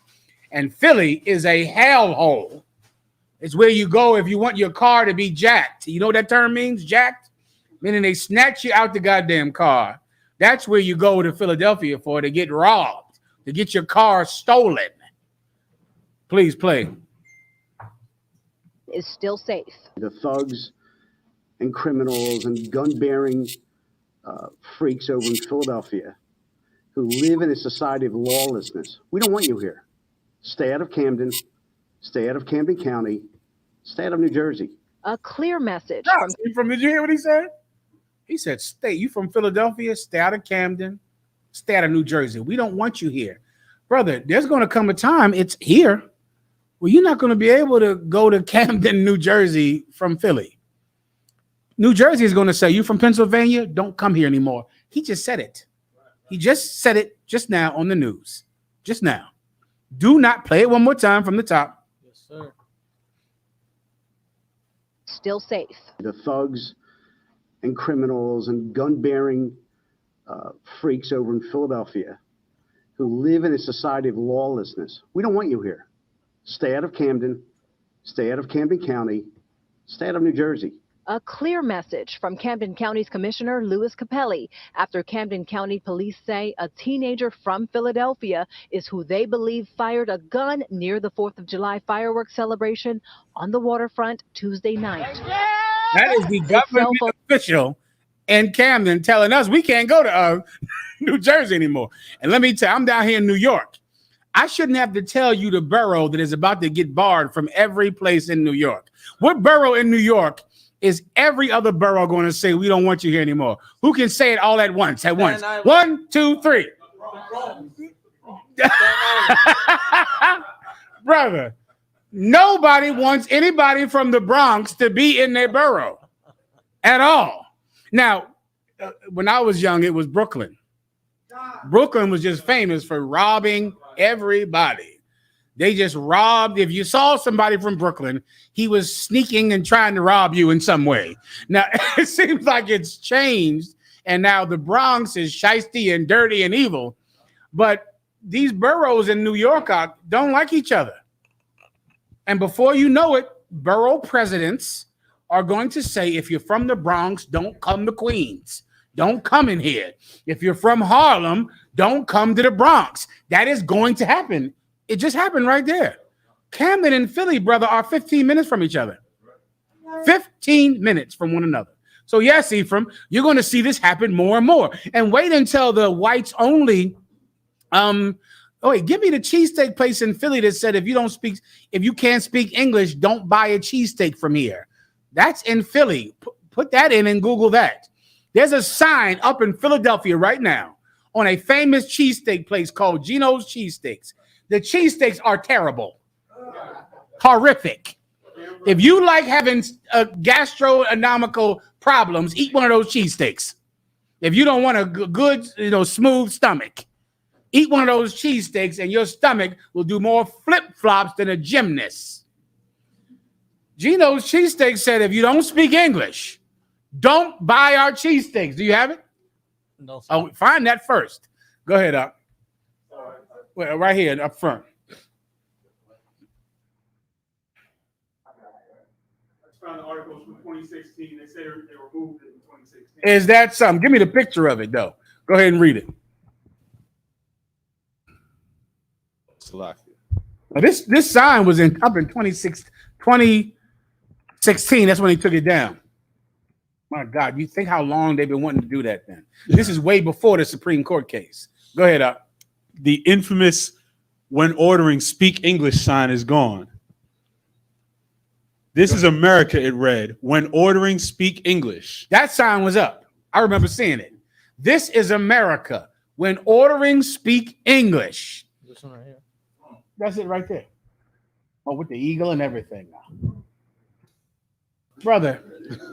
Now this is they took it down in 2016. Since then, Donald Trump became president and the Supreme Court legalized discrimination. Yeah, Ephraim, it's going to happen.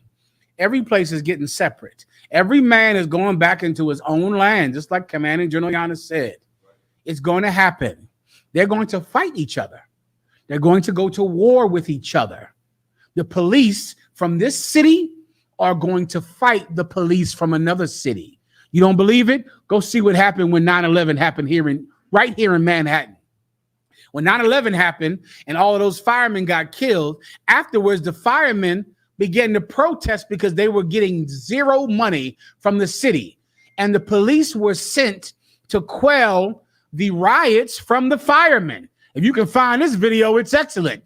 And right down there, down in Wall Street, the firemen were fighting the police right here in Manhattan over benefits from dying and from being sick because they went into the Twin Towers to bring people out. That happened here in New York. The firemen are going to fight each other. They're going to fight the police. The police from other districts and other precincts are going to fight each other. We're going to laugh through the whole thing and drink excellent scotch out and have sex with beautiful women through the entire thing and watch our enemies fight each other like Gideon saw. Like Gideon watched his enemies fight one another. Who had their hand up? In the back. Please. The scripture I sent you about what's called, I wanted to know if that specific one instance was an actual council, specifically because of the time of year and what's it called. Read it fast, please. This is 1 Samuel 20 and 24. What time is it? It is. Time check is 8:37, sir. All right, we're going to the topic right after this question. Go ahead. This is 1 Samuel 20 and 24. I need. Give me Jill Scott first. Go ahead. So David hid himself in the field, and when the new moon was come, the king sat him down to eat meat. 25. And the king sat upon his seat as at other times, even upon a seat by the wall. And Jonathan arose, and Abner sat by Saul's side, and David's place was empty. Khan. So my question is this actually a I got you. There's nothing. I don't hear you telling me something like it was a council.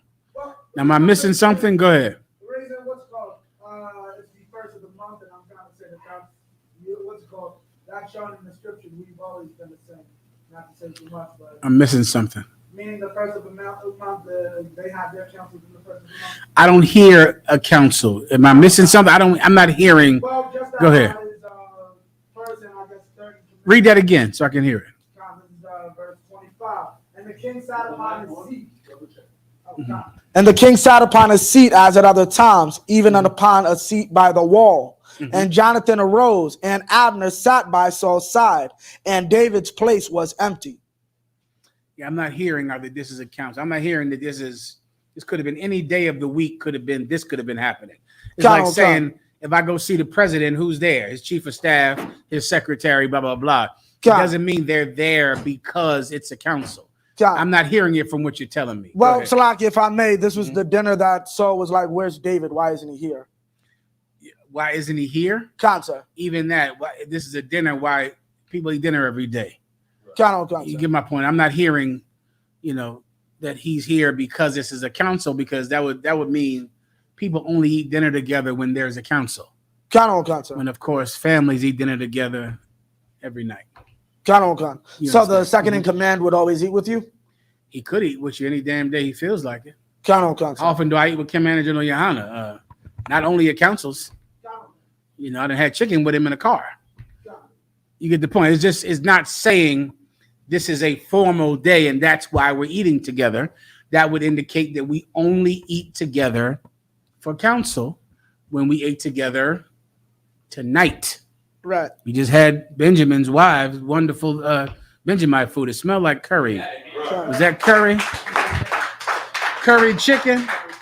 It smelled like curry chicken to me. You get my point. This wasn't a council night, but we're all here, eating curry chicken. You go ahead. Because our enemies used to say that this was feast. Yeah, I because don't it know happened why. on the I new mean, because moon. they ate? Because it happened on the new moon, Con, and it Because they says ate on that the new moon, that means they don't eat any other night. You got to eat all the time, as far as I can tell. Right. If you're me. Cancer. You know, you're eating food. Right. You know, you get my point. So, I mean, it would, unless they only think that people ate on the new moon.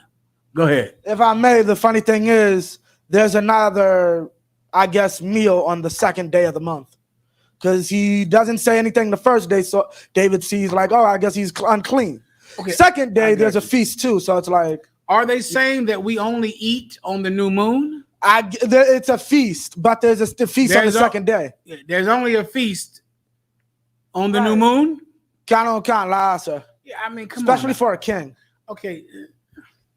We feasted tonight in here. Okay, it's the problem with the Bible is, right? Try to just take all the religion off of it. Right? We feasted tonight for nothing. For nothing. Just saying someone feasted, people can feast every night. All they want. It doesn't mean it's a religious holiday because they feasted. Because we just feasted in here tonight, just now tonight. And we do it all the time. And Christ said what about the Last Supper? You recall. He said, as often as you do it in remembrance of me. When you're in the truth, and you love somebody, you can feast every night of the week because you love them. So you know, what we cooking tonight? Something. We together. So we're cooking something, eating something. Why? Because it's the new moon of holies and holy. We're eating because we're together. Goddamn, we black and Hispanic in here, aren't we? Actually, the only time you had a lot of food is when it was a holy day and a holiday. I think somebody just pulled out some tortillas and some rice and just made a giant thing of food simply because you were there. Like, what in the hell? Once again, if you want to be religious about it, maybe you only feast when, you know, on Christmas, on Thanksgiving. Right. You know, when I would barbecue as a Judite, whenever I goddamn feel like it, I just pull out. I just go and barbecue. I just go and set the thing up and just start cooking on the grill. You know, you don't see brothers on Facebook just barbecuing in California just for nothing. Just, you know, you see the spreads. People put their food on Facebook out. They're trying to show you that they're eating, what they're eating out there. And also Kwame. Oh my God, Kwame. He's trying to show you what he's dealing with out there in Indianapolis. He's got the grill on. He's talking Spanish. He's eating lamb. He's doing it. Why? For nothing.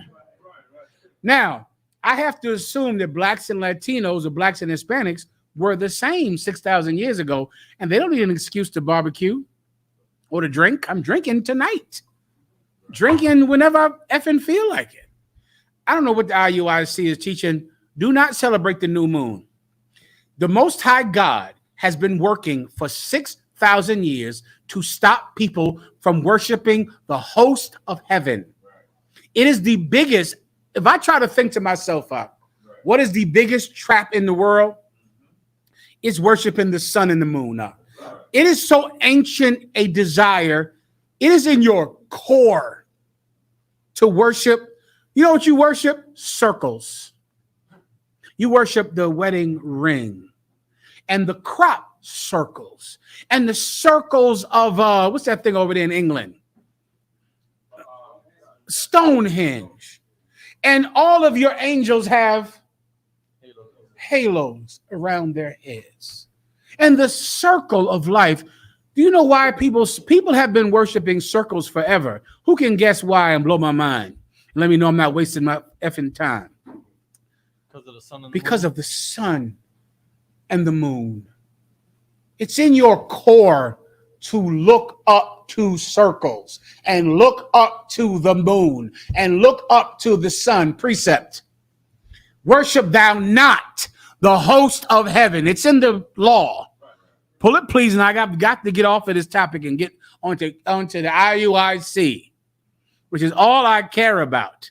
and nothing else. If you're sitting home asking yourself, when will we stop talking about the I.U.I.C? When the air is full of it and only made of us talking about the I.U.I.C. When you breathe it in, when you pick up a seashell and put it to your ear and it is against the I.U.I.C, a voice comes out the seashell and that voice is against the I.U.I.C. We will speak about it until the air is only made of it. That's that. Everyone understands. Benjamin up front. Say again. Until Solomon spits them out. Until Solomon spits them out. Go ahead. Deuteronomy 4:19. And lest thou lift up thine eyes unto or lest, meaning if you don't do this, this will happen. Or lest, go ahead. Lest thou lift up thine eyes unto heaven. And you lift up your eyes unto heaven. Go. And when thou seest the sun. And when you see the sun, go ahead. And the moon. And the what? And the moon. And the what? And the moon. Bobbity booba. And the moon. And the moon, go ahead. And the stars. And the stars, go ahead. Even all the host of heaven. Oh my God, they're so beautiful, those constellations. You know, KEKE Palmer, she's a big believer in astrology. Did you know that about you? Oh man, she loves that. I'm a Sagittarius. I'm a Capricorn. Everything in my life is wrong or is good because of my sign. This is what Shakespeare said in Julius Caesar. This is not the Bible, but this is in Julius Caesar. The fault is not in our stars, dear Brutus, but in ourselves. Shakespeare understood that you got to stop blaming the stars and start to blame yourself. It is human nature to worship the stars. And if you aren't careful, if you don't make sure that you don't worship the moon, you're going to do it because it is natural to look up to it.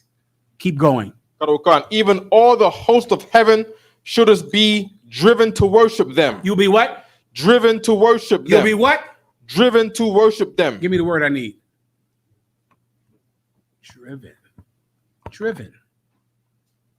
The following the, you say, what's the word you said? The new moon and having a feast on it is driving you to worship it. I don't know when the new moon is up. Whatever. I don't know my birthday. I don't know my children's birthday. You understand me? You think I'm joking? I'm not. And I love it because you might have to go to a doctor's appointment or to school and somebody says, when your daughter's birthday? Chicago check. Ask my wife. I don't know. Sometime. She was born. That much I know. This girl is sitting here. In spring or something. Or summer or July something. As far as I can tell you, I don't know when my wife's birthday is or when my children's birthday is. Zadok is sitting right there. I don't know when the fuck his birthday is. He knows that. Zadok, have you ever acknowledged your birthday or had a birthday party? Never. His entire life. I don't know what it is. He's here. You get the point? So I don't acknowledge it. I don't care about it. And I have a feast whenever I'm hungry. And that's quite often. Go ahead. 850, sir. Come on. All right, real quick, if I may, I think like to piggyback on everything you're saying. Yeah, just got up there, put it up there. How the seasonal cycles with the weather or whatever, or the calendar, yeah. How it connects with Christ's birth being made to be December 25th. Yeah, there you go. And resurrect Easter, yeah. There you go. Et cetera, et cetera. That's the I.U.I.C worships the moon. If you want to take something away from this, just get that. They worship the moon in the I.U.I.C. I got to move on. Let's play. First, I'm going to play this year was what's the holiday that just happened? The 4th of July. That just happened. I had some other videos I had to bring them to you. I'll try to get them next week or Monday. I went down to in Philadelphia, they have the Liberty Bell. I went down to the Liberty Bell, brother, because they have all of this as a slave memorial outside of the Liberty Bell at 6th and Market in Philadelphia. Because where the Liberty Bell sits, there was a slave quarters right outside of the Liberty Bell. So this whole Liberty Bell, which is named the Liberty Bell, slaves slept right outside of it. And there's a place where they didn't even know it was there until about 15 years ago. They dug it up and they saw that slaves had quarters right outside of the Liberty Bell. They went to research these slaves, and they went and found one slave whose name was Hercules. And this slave was George Washington's cook. And George Washington, of course, he's in Pennsylvania, right? Because that's where the Liberty Bell is. And he worked in Pennsylvania because that's where the capital was at that time. Before the capital was moved to Washington, D.C., it was in Philadelphia, Pennsylvania. So he had a slave that was his favorite slave because this was such an amazing cook. There was a law at one time that if you were a slave in the North, if you were there longer than 90 days, you were free. Do you know George Washington would send his slave back to Virginia at 30 days? Every 30 days, send him there for 1 day and then bring him back to Philadelphia so that he could not be free. Those are the people we honor. George Washington. Those are the people that we make holidays to. And this slave, every 30 days, and you can look this up, there are videos about this, and Google this, there was a law in Philadelphia that this man would be free. And all George Washington would have to do is pay him a salary. Just pay him. Rather than pay him, George Washington just sent him back to Virginia every 30 days. And he would come back. Thomas Jefferson had a slave. Thomas Jefferson, his slave was named Hercules. And that was a cooking mother effer there. Thomas Jefferson's slave invented baked macaroni and cheese. Give him a hand. He invented that. He invented it. And Thomas Jefferson, Hercules, would boil the noodles in milk. For you brothers out and sisters that cook, that's the key. I'm giving you too much now right there. Too much game, sir. I'm sure your wife already knows that, Benjamin. Boil those noodles in milk. That's what Hercules did in the 1600s and blew their goddamn mind. Guess what else Hercules invented? French fries. He invented them. He went over to France with Thomas Jefferson, saw how they were French frying potatoes, brung them back so Thomas Jefferson could have French fries. Thomas Jefferson would make sure he was a slave and never could get free. Never. And we celebrate these people, Thomas Jefferson, George Washington, every year. Well, here we are celebrating the 4th of July, the day of freedom, the day of liberation, the day that America became free, while your brothers and sisters had slave masters that would manipulate the law so that they could continue to be slaves. Let me show you what Jill Scott said about it this year. This is Jill Scott. All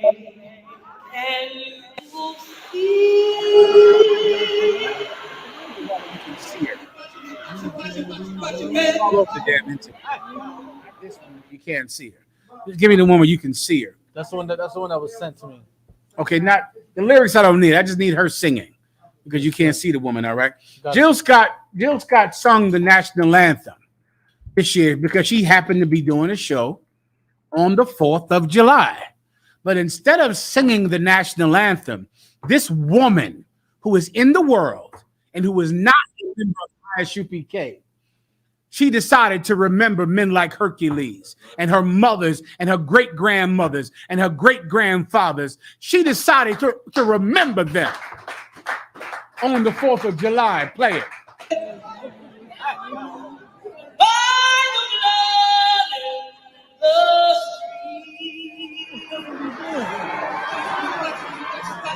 What you mean? That this place doesn't survive.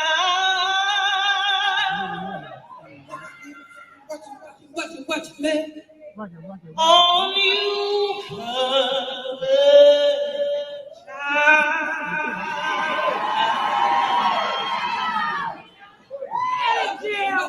Watch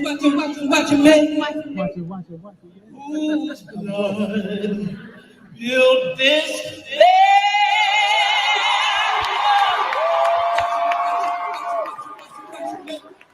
with sweat and their hands.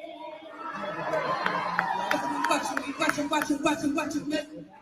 But you know you misbelieve.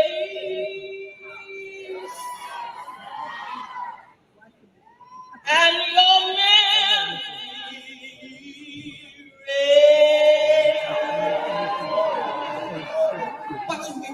watch him, man. Oh, say of this truth. Oh,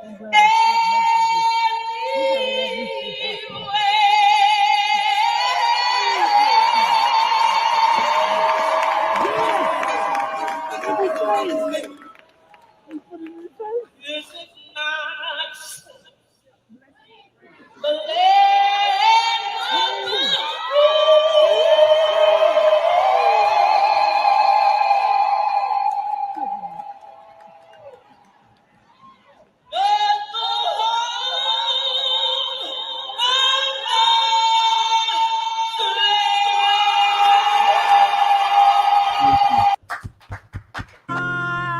That's Jill Scott.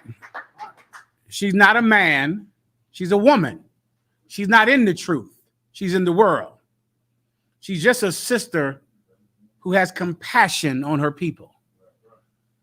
Let me show you what the I.U.I.C did for the 4th of July. Let me show you the difference. Put it up on the screen. Read it, please.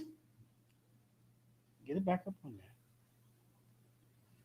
there. It says the Albany, Georgia Police Department says our department wishes everyone a happy Independence Day. This is what the I.U.I.C did on the 4th of July. Jill Scott risked her career by singing that. She risked her entire career because she cares about people who have been dead for 200 years. She's a woman, but she showed manly courage that day.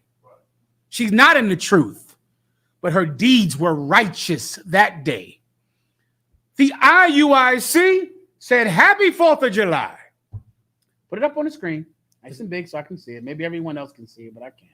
Skip down. Oh, look at them. They're having a wonderful time. Skip down. Let me see the words again. The Albany, Georgia, in the South. In Georgia. For those of you that don't know, I saw recently how so many people love that song that Jamie Foxx sung in that movie. What's that song about Georgia? Georgia. Yeah, it's called Georgia, right? Oh, listen, everybody loves the song Georgia, don't you? Let me give you some history because you don't know it. That song Georgia that Ray Charles made, at the time, black people hated that song because it was made during the civil rights movement when black people were against the South. And they were constantly trying to talk about how we were being lynched in Georgia. At that exact time, Ray Charles said, Georgia, sweet Georgia. And Ray Charles was a Republican who was a fervent supporter of Richard Nixon.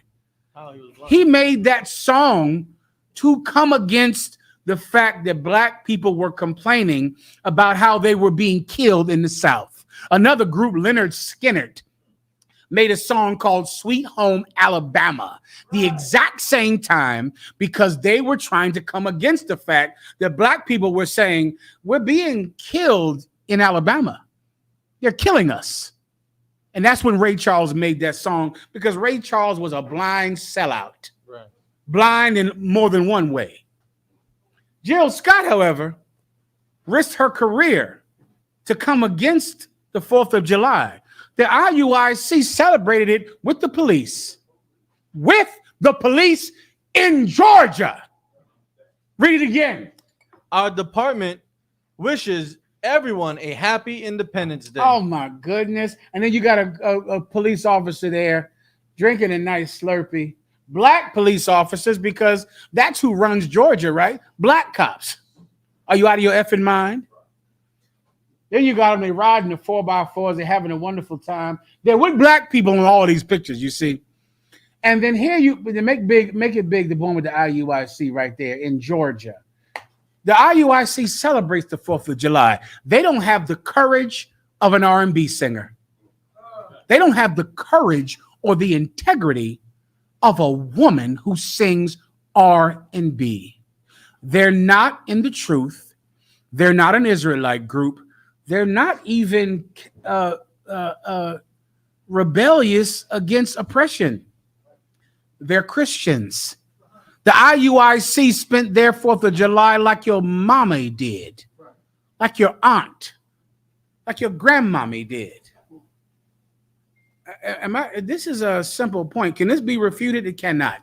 Right after this class, Captain Tazaryak is going to interview a former member of the I.U.I.C. who was damn near beat to death in the exact same city that 5 black police officers beat a black man to death. And it happened a year ago. Can somebody tell me how close together these incidents are? I need when the brother was beat in the I.U.I.C. and when those 5 black cops beat it. I gotta go on to KEKE Palmer. Give me KEKE Palmer fast as I could be. Cause y'all just tell me when I gotta end it. Give me KEKE Palmer. Solid.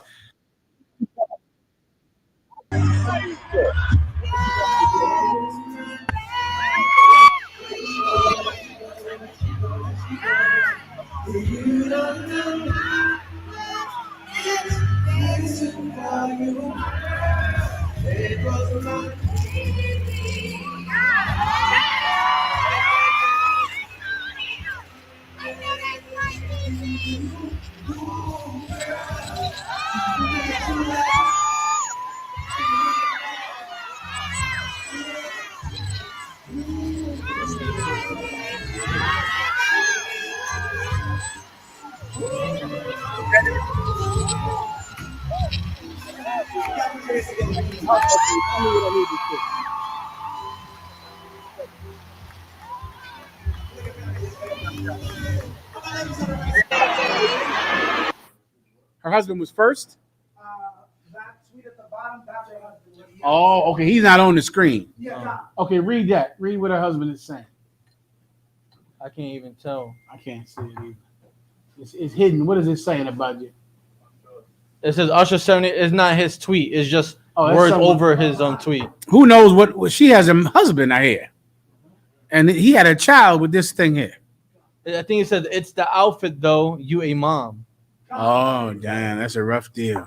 So that's her child's father. Is she with the man? Like she's with him. And she is dressed like that at the Usher concert. Here's part of your problem, a lot of you whores out there. You think you look better than you do. KEKE Palmer, she's lacking where she needs to be. She's not as pretty as she thinks. All right. Some of you women, you think you are attractive when you're not. You are not as attractive as you think you are. What you actually is easy. And because of men's lust, men make a woman who is not as attractive as she thinks think that she is attractive. When KEKE Palmer is not as attractive as she thinks she is, she's not. I've seen better. I've seen better with clothes on. I've seen better. But Bragathai Hawaii, I was shy. So you need to be like these UPK women. These UPK women, brother, wear clothing, fully clothed, and they still have a certain thickness. Women of a particular structure. And it's hidden under clothing. KEKE Palmer would have to get butt naked to get you to turn your head. And she understands that. And here's the sad thing. She is married to a man. There is a man who has to say, hey, baby, what have you been doing today? KEKE Palmer has been snorting cocaine at the damn Usher concert. Can I blow your mind with something? Alexa, is Usher gay or bisexual? According to Wikipedia's list of gay, lesbian, and bisexual people, Usher is straight. Alexa, has Usher ever been sued by a gay man for giving him herpes? She didn't. She went. Alexa, Turned off. has Usher No, ever she's been? on. She's Alexa. off. Go ahead. Wake up, bitch. Alexa, has It's time to wake up and be all you can be. I know. Let's try. Alexa, go ahead, Asher. Alexa, has a gay man sued Usher for herpes allegation? I do not have information on that. Information on coronavirus. That Alexa, boy, stop. Someone put it in your phone. Alexa, stop. Stop, Alexa. Alexa, she does not. She's hard-headed now. Someone just type it in your phone. Usher is gay. He's a gay man, and he has herpes documented, and he gave it to a man. Whoever has it, read it, Asher. It said when I was reading it earlier, it said that 3 women and a man sued him, and his insurance company did not want to pay out to settle because they didn't feel they should be responsible for the lawsuit that was being said. Concert. Yeah, please, nice and loud, microphone. Go ahead. This is the Daily News 2017. My God. This is what the Daily News reported. Usher's male accuser claims singer claims singer exposed him to herpes at Koreatown Spa. What? Koreatown Spa. A spa. That already lets you know he's gay. Whoever's In going to LA. them damn spas are putting that towel on, having sex with men and kissing men. Usher gave a man herpes, sued him in court over the herpes. Let me test Alexa with this gay one right here. Alexa, is Eddie Murphy gay? According to Wikipedia's list of gay, lesbian, and bisexual people, Eddie Murphy is straight. Oh my God. Alexa is terrible. Eddie Murphy got arrested for picking up a gay transsexual man. He got arrested for it. Alexa, she don't want to get canceled. Go ahead. If I may, sir, when you got enough money, like the Biden administration is finding out, you can pay all these social media companies. Yeah. Can you imagine your wife going and kissing up on a man full of herpes and HIV and AIDS? That microphone that she put in her face gave her herpes. You better spray that goddamn microphone down if Usher put that microphone in your face. Usher is going to give you AIDS. He's going to give you AIDS. This is the mother of your child. The man is in the news for giving a man herpes, for kissing and sucking all over a damn man. Your child's mother is naked with him, kissing and hugging. Brothers, let me help you with something. Here's what you need first. I'm going to help the brothers because there are always going to be sinners and whores. You don't want that to be your baby's mother. So let me give you wisdom from an old man because you're a young man. Whoever you have sex with, that is the woman you are choosing to have a baby with. That's it. So just think like that. So as you go to think to, do I want to have sex with her? You cannot think, who's making my penis hard? Who has a big enough breast? Who has a big enough butt? Who will have sex with me? The choice to have sex is the choice to have a baby. It is the exact same thing. Sisters, this is not relevant to this story, but any man that you have sex with is a choice to have a baby with him. That is what you're choosing. So when you look at a man, you can't say he has the new Air Force Ones. He has the brand new Nikes. He has a nice car. He has, the skinniest jeans that they sell. He has a Gucci headband. You have to say, is this the man that I want to have a baby with? Because a choice to have sex is the choice to have a baby. It is the exact same thing because that's where babies come from. Sex. This poor brother looked at this, what's her name again? Keke Palmer, and chose to have sex with her, which means he chose to have a baby with her. Give me a woman will have every man, but it is the man that doeth the choosing. And after you choose to have sex with her, the choice is done because she is going to get pregnant. And then that's when you'll be thinking, is this the right child for me, this woman for me to have a baby with? Is this the kind of mother that I want to have for my child? Blah, blah, blah, blah, blah, blah. It's too late for that. It's too late for that. Once you train that penis of yours is untrained up. That penis you got in your pants, it's a wild animal. It just wants, and it has no thought of the repercussions. That's when you're young. You're going to make a few mistakes that'll make that penis think twice. I'm trying to spare you that. Do you understand? That penis has to be, here's the key. You got to link that penis with your brain. You got to tie them together.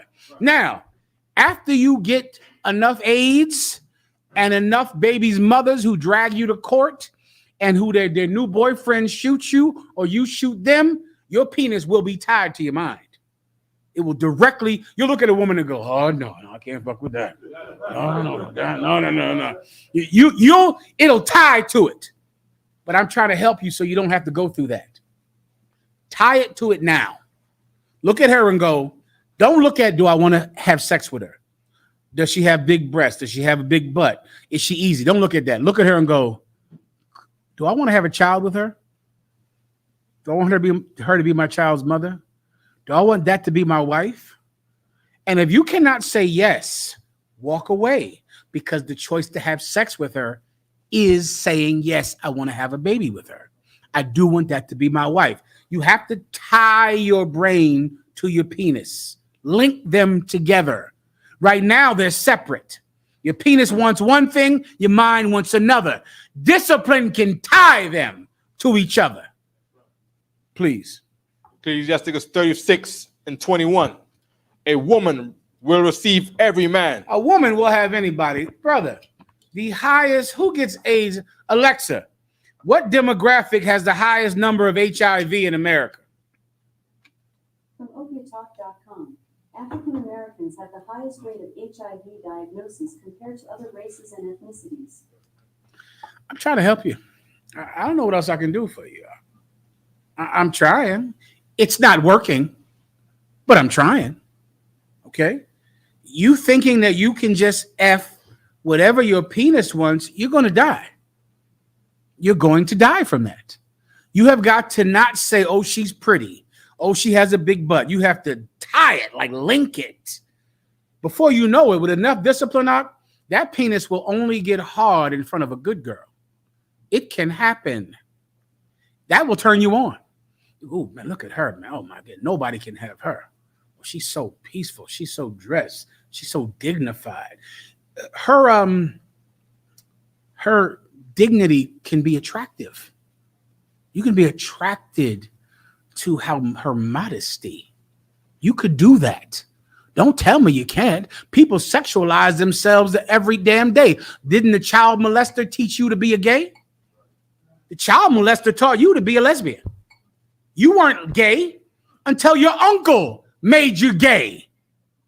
You can make someone be whatever you want them to be. You can choose to be sexually excited to modesty, to integrity. You could do that. A woman will have anybody. She will get AIDS from Usher and Eddie Murphy and Richard Pryor, who is also gay. Alexa, is Richard Pryor gay? According to Wikipedia's list of gay, lesbian, and bisexual people, Richard Pryor is straight. Listen, before we leave this class, I want every video. I want Richard Pryor saying he sucks penis. It's on the internet that he loves to suck penis. I want Eddie Murphy explaining why he got arrested for picking up a male prostitute. I want that, but you got to get it, and that's it. Just get it, go. Now, skip that for time's sake. Give me KEKE Palmer, since we're on the same topic. Is that who I'm talking about? We've been talking Janelle Monáe? Janelle Monáe. Janelle Monáe. Now, this is the Essence Award. You young brothers, you don't know what Essence Award is. The Essence Award was like the Black Christian Dignified Awards. It wasn't like the Jet Magazine. Who knows what the Jet Magazine is? Oh, I had a lot of those. I'd open up a chest like, get my volumes of Jet Magazines. Oh, Jet Magazine. You was a 13-year-old boy. Jet Magazine. Y'all brothers don't know. You're inundated with pornography now. We had Jet magazine, a stack of them this big, and you get it in the supermarket and just start flipping through the page. We see, oh shit, look at that. This is a good one, yo. Let's get this one. Jet magazine. That's from the 80s and 70s. Well, the Essence magazine was, for the NAACP. That was the aristocrats. Well, do you have it? Show me what happened at the Essence Award this year. At the Essence Award. Especially show me it says I need the video. Go ahead, Doc. I'm sorry, right here. Yeah, go ahead. This article says Pryor's. I need the video of Richard Pryor coming out of his mouth on YouTube when he says, "I like to suck penis." Yeah, he sucked my. I just need him saying it for your disbelief, and I need Eddie Murphy sitting on the couch trying to explain why he got arrested for picking up a male transvestite in his car and got arrested for it. But I need to help you. Go ahead and play this.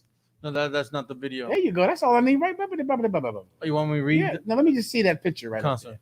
That's the Essence Award this year. That's it right there. That's Janelle Monáe. And let me tell you something about little girls who've been molested. I counsel for Commander General Yohana. This is clearly a molested child. The way she's presenting her breast is childlike. That's the best way I can try to make you understand that. It's not a sexual. It's like, you want to see? This is what you want? This is what I have to do? This is what, Uncle, you'll like me if I do this? You'll be my friend if I show you this? She's pulling it up to make you happy because that's what you want. Brooklyn. Microphone. It's insane that she's doing this because she's like known as like a black singer that goes against women that take off their clothes. Yeah, how many records did she sell like that? Look that up. That'll answer your question. Go ahead. It says here that Monáe said in a recent interview that she is much happier when my titties are out. I was trying not to say that word, but Asher went ahead and went there. That was a direct quote. I'm trying to avoid that for the ladies' sake, Asher. You see the ladies sitting right in here. Come on now, we don't got to bring up all that. But you get the point. She's happier like that. I'm sure she is. So, and it's something I counsel somebody who have been molested, right? And they were young, and some uncle or some father or some stepfather forced them to show their body, forced them to have sex. And just think, if he would have waited a few years, they would have did it willingly. Janelle, put it back up. You looking for something else? No, I got the Richard Pryor. Hold that. Janelle Monáe is just doing now what her molester wanted her to do as a kid. You want to see it, right? Here it is. Here, this is what you want. This is what you want to see from me. And it's childlike. It's not even adult. She even shows her breast like a kid. Like a child shows their breast to a molester. Speaking of molesters, Polite Day is tomorrow. Yeah. Polite. As you know, Polite is going into court. You remember Polite? He was so against the UPK, against Captain Desire Yacht. Oh, he thought we were just evil.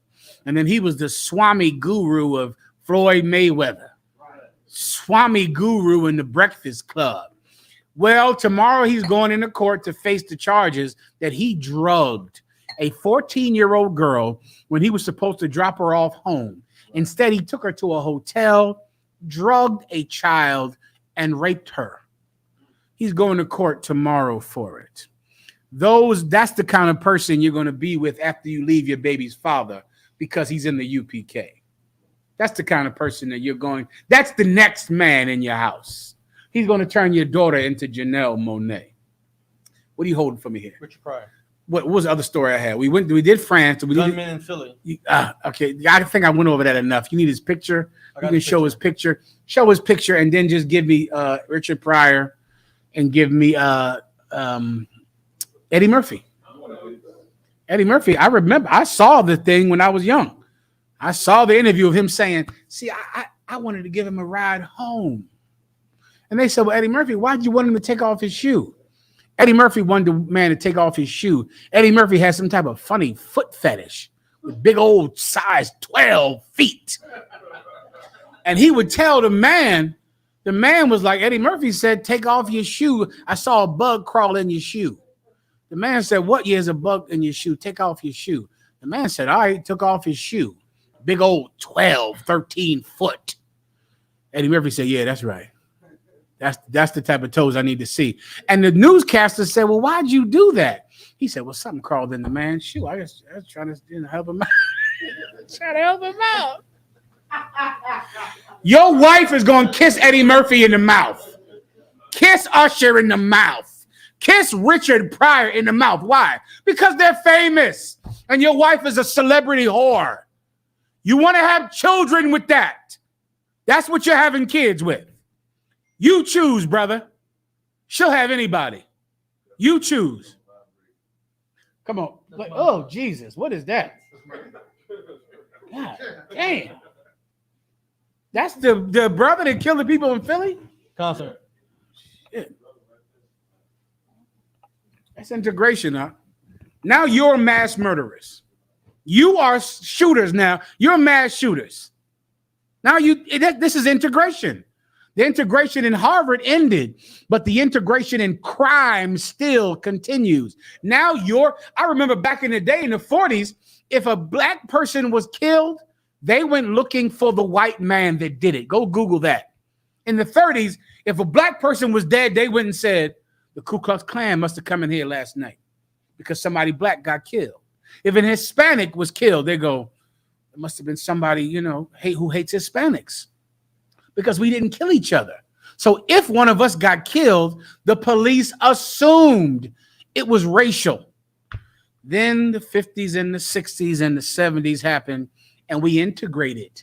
And now we killed ourselves with drugs and crime. And I remember you are young enough to remember when no black or Latino was a mass shooter. You're young enough to remember that. Now we are. Now we're mass shooters, and that was the mass shooter right there in West Philadelphia. Give me Richard Pryor. I got to get the hell out of here. I don't want to delay that brother coming on at all. All right, come on. Go ahead. Oh, shit, I need a damn. Go ahead,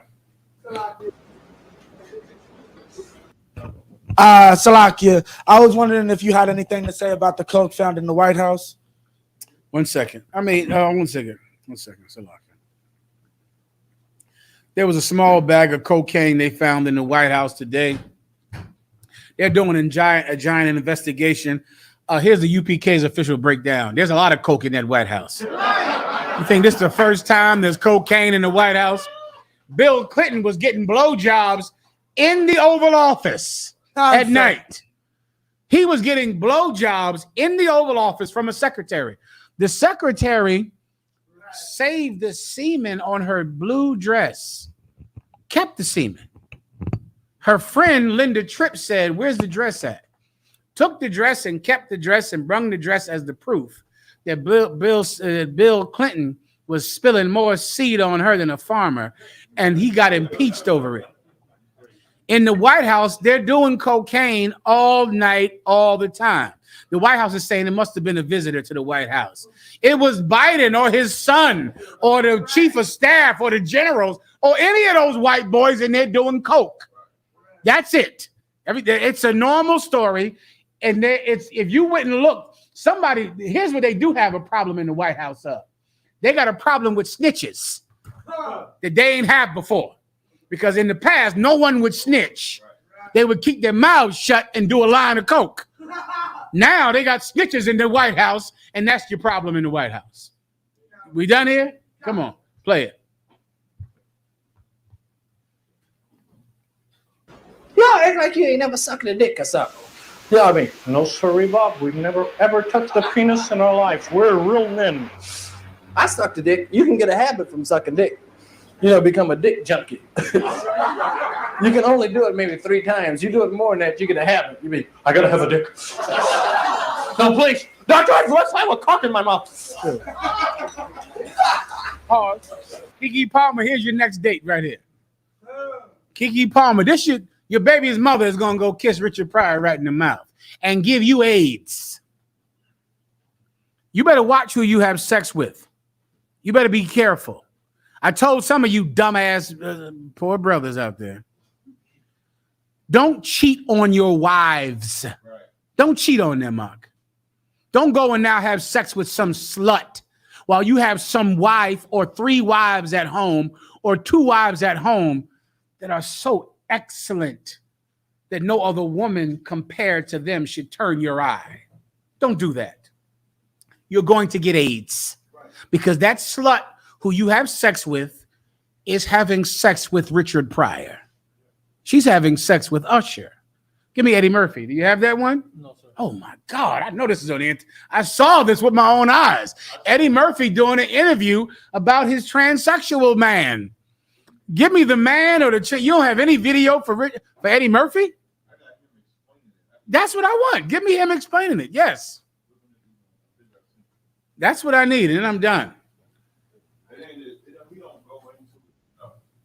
I'll take a little bit of it. That's all I can take. I'm trying to help the next KEKE Palmers of the world. You know, and that's what's weird about the sexuality question and your moral. Like the I.U.I.C. I'm sure the I.U.I.C. loves their wives, huh? I'm sure sometimes they gotta suck a little penis like Richard Pryor. Now, if you do it more than 3 times, that's when you're an addict to the penis. That sounds like an I.U.I.C. rule. One or two penis sucks. Listen, boys will be boys. Now, if you're doing it more than 3 times, then you're a penis addict. That is the wife that you're going to choose. That's the woman you're going to have sex with. All right, I gotta go. Yeah, look at this. I love my wife, and I'm not gay, and I'm not, you know, and that's what's weird about this, to have your sexuality question and your moral fiber question and all that when all I was doing was trying to be nice to somebody. Eddie Murphy tells ET that his wife and children were out of town, says he wanted something to read and went to a late-night newsstand. He stopped here and picked up the suspected transsexual at 4:45 in the morning. He says he thought he was aiding a distraught woman. That's it. Looks like a pretty Hawaiian girl in the corner crying. It looks like she was crying. She goes, "Oh, Eddie Murphy." She noticed him at the light. She recognized Eddie Murphy. Oh my God. It's like, what are you doing? Why are you out here working the streets so late? She goes, "Oh, I'm on my way home. Can you give me a ride home?" Police tailed them for 2 miles before pulling him over. Police say he is guilty of no misconduct, but there was a warrant out for the alleged prostitute. A judge has ordered that man, 20-year-old Addison Ciuli, to serve 90 days in jail. Murphy says he has often stopped to try to help prostitutes, but here is what he said in an impromptu news conference on the set of his new movie. Being a good Samaritan blew up in my face, basically, that. And I'm never giving anyone a lift again. He's never doing that again. Pause. That's pause, literally. Give the pause a hand. That was just a natural pause to Zaya. I didn't even mean to do that. Pause. He's just a good Samaritan, huh? Often at 4:45, he picks up transsexuals out to give them a ride home. I'm sure y'all do that. Raise your hand if you give a transsexual a ride home sometime. Yeah, I didn't think so. Yeah, that's not something that men do, sisters. They don't do that. All right? Eddie Murphy is a gay man, but he's famous. If your wife is addicted to famous people, she's going to give you AIDS, and then you're going to give AIDS to a good woman. You choose. You decide. Do not choose a woman like Janelle Monáe, some molested child who is still allowing her child molester to choose her behavior. A molested child has to fight their child molester for the rest of their lives. Fight him. Go against what he wanted. Don't be anything like he wanted you to be. Janelle Monáe has decided to give you just what the child molester wanted you to have. All right. I'm sure Eddie Murphy was molested. I'm sure Richard Pryor lived in a whorehouse when he was a child. His mother was a prostitute. He's probably had so many men molest him. It's insane. Okay. You're going to have to choose. Brothers, don't choose a woman like this. Don't cheat on your wives. Don't be like the I.U.I.C. The I.U.I.C is a homosexual organization. They're gay. They believe in being gay. They believe in being closeted gay men like Eddie Murphy and Richard Pryor. Live a better life and don't be so sinful. I got to wrap it up. With that, pass the class. Chicago wants to say something, sir. Oh, damn it. Go ahead, Chicago.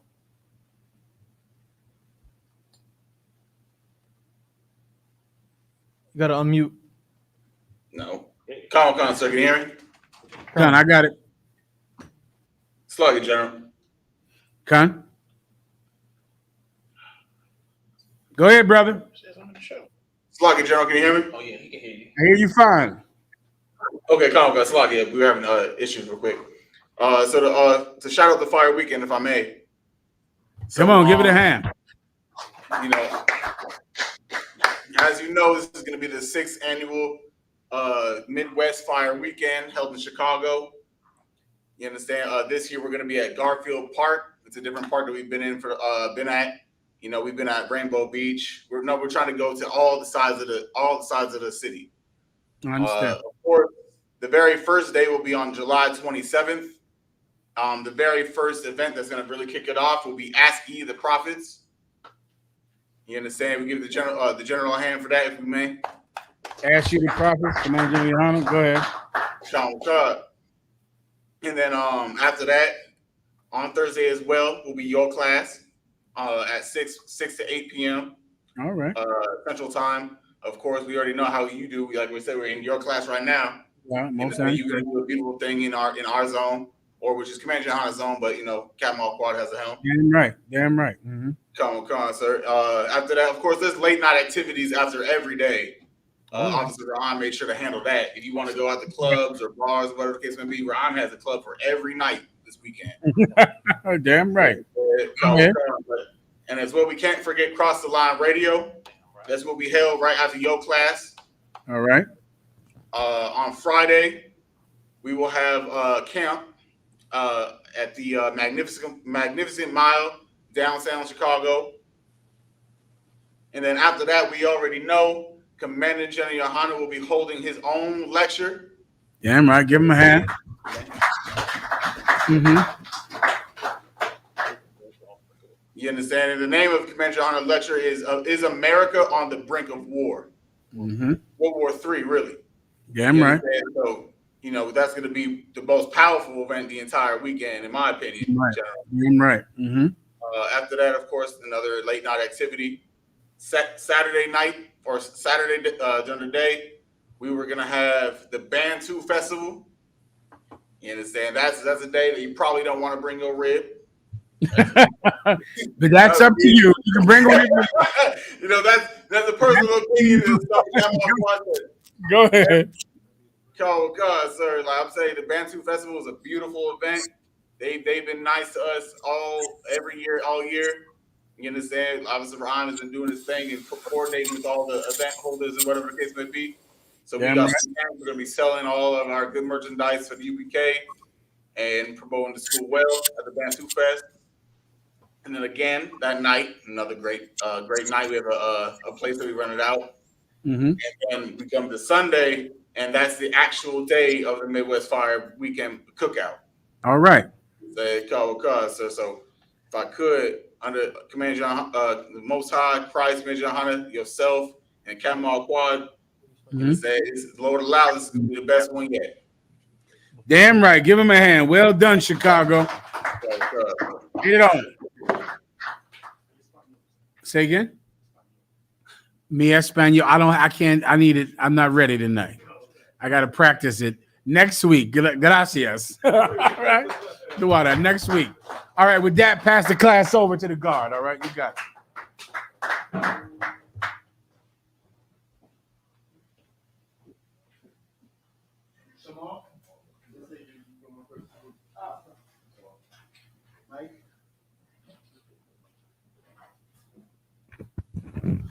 Man of Israel, I imagine, which means to stand.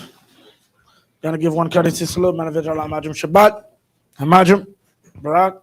Yahweh Hashem Yahushua Barakah.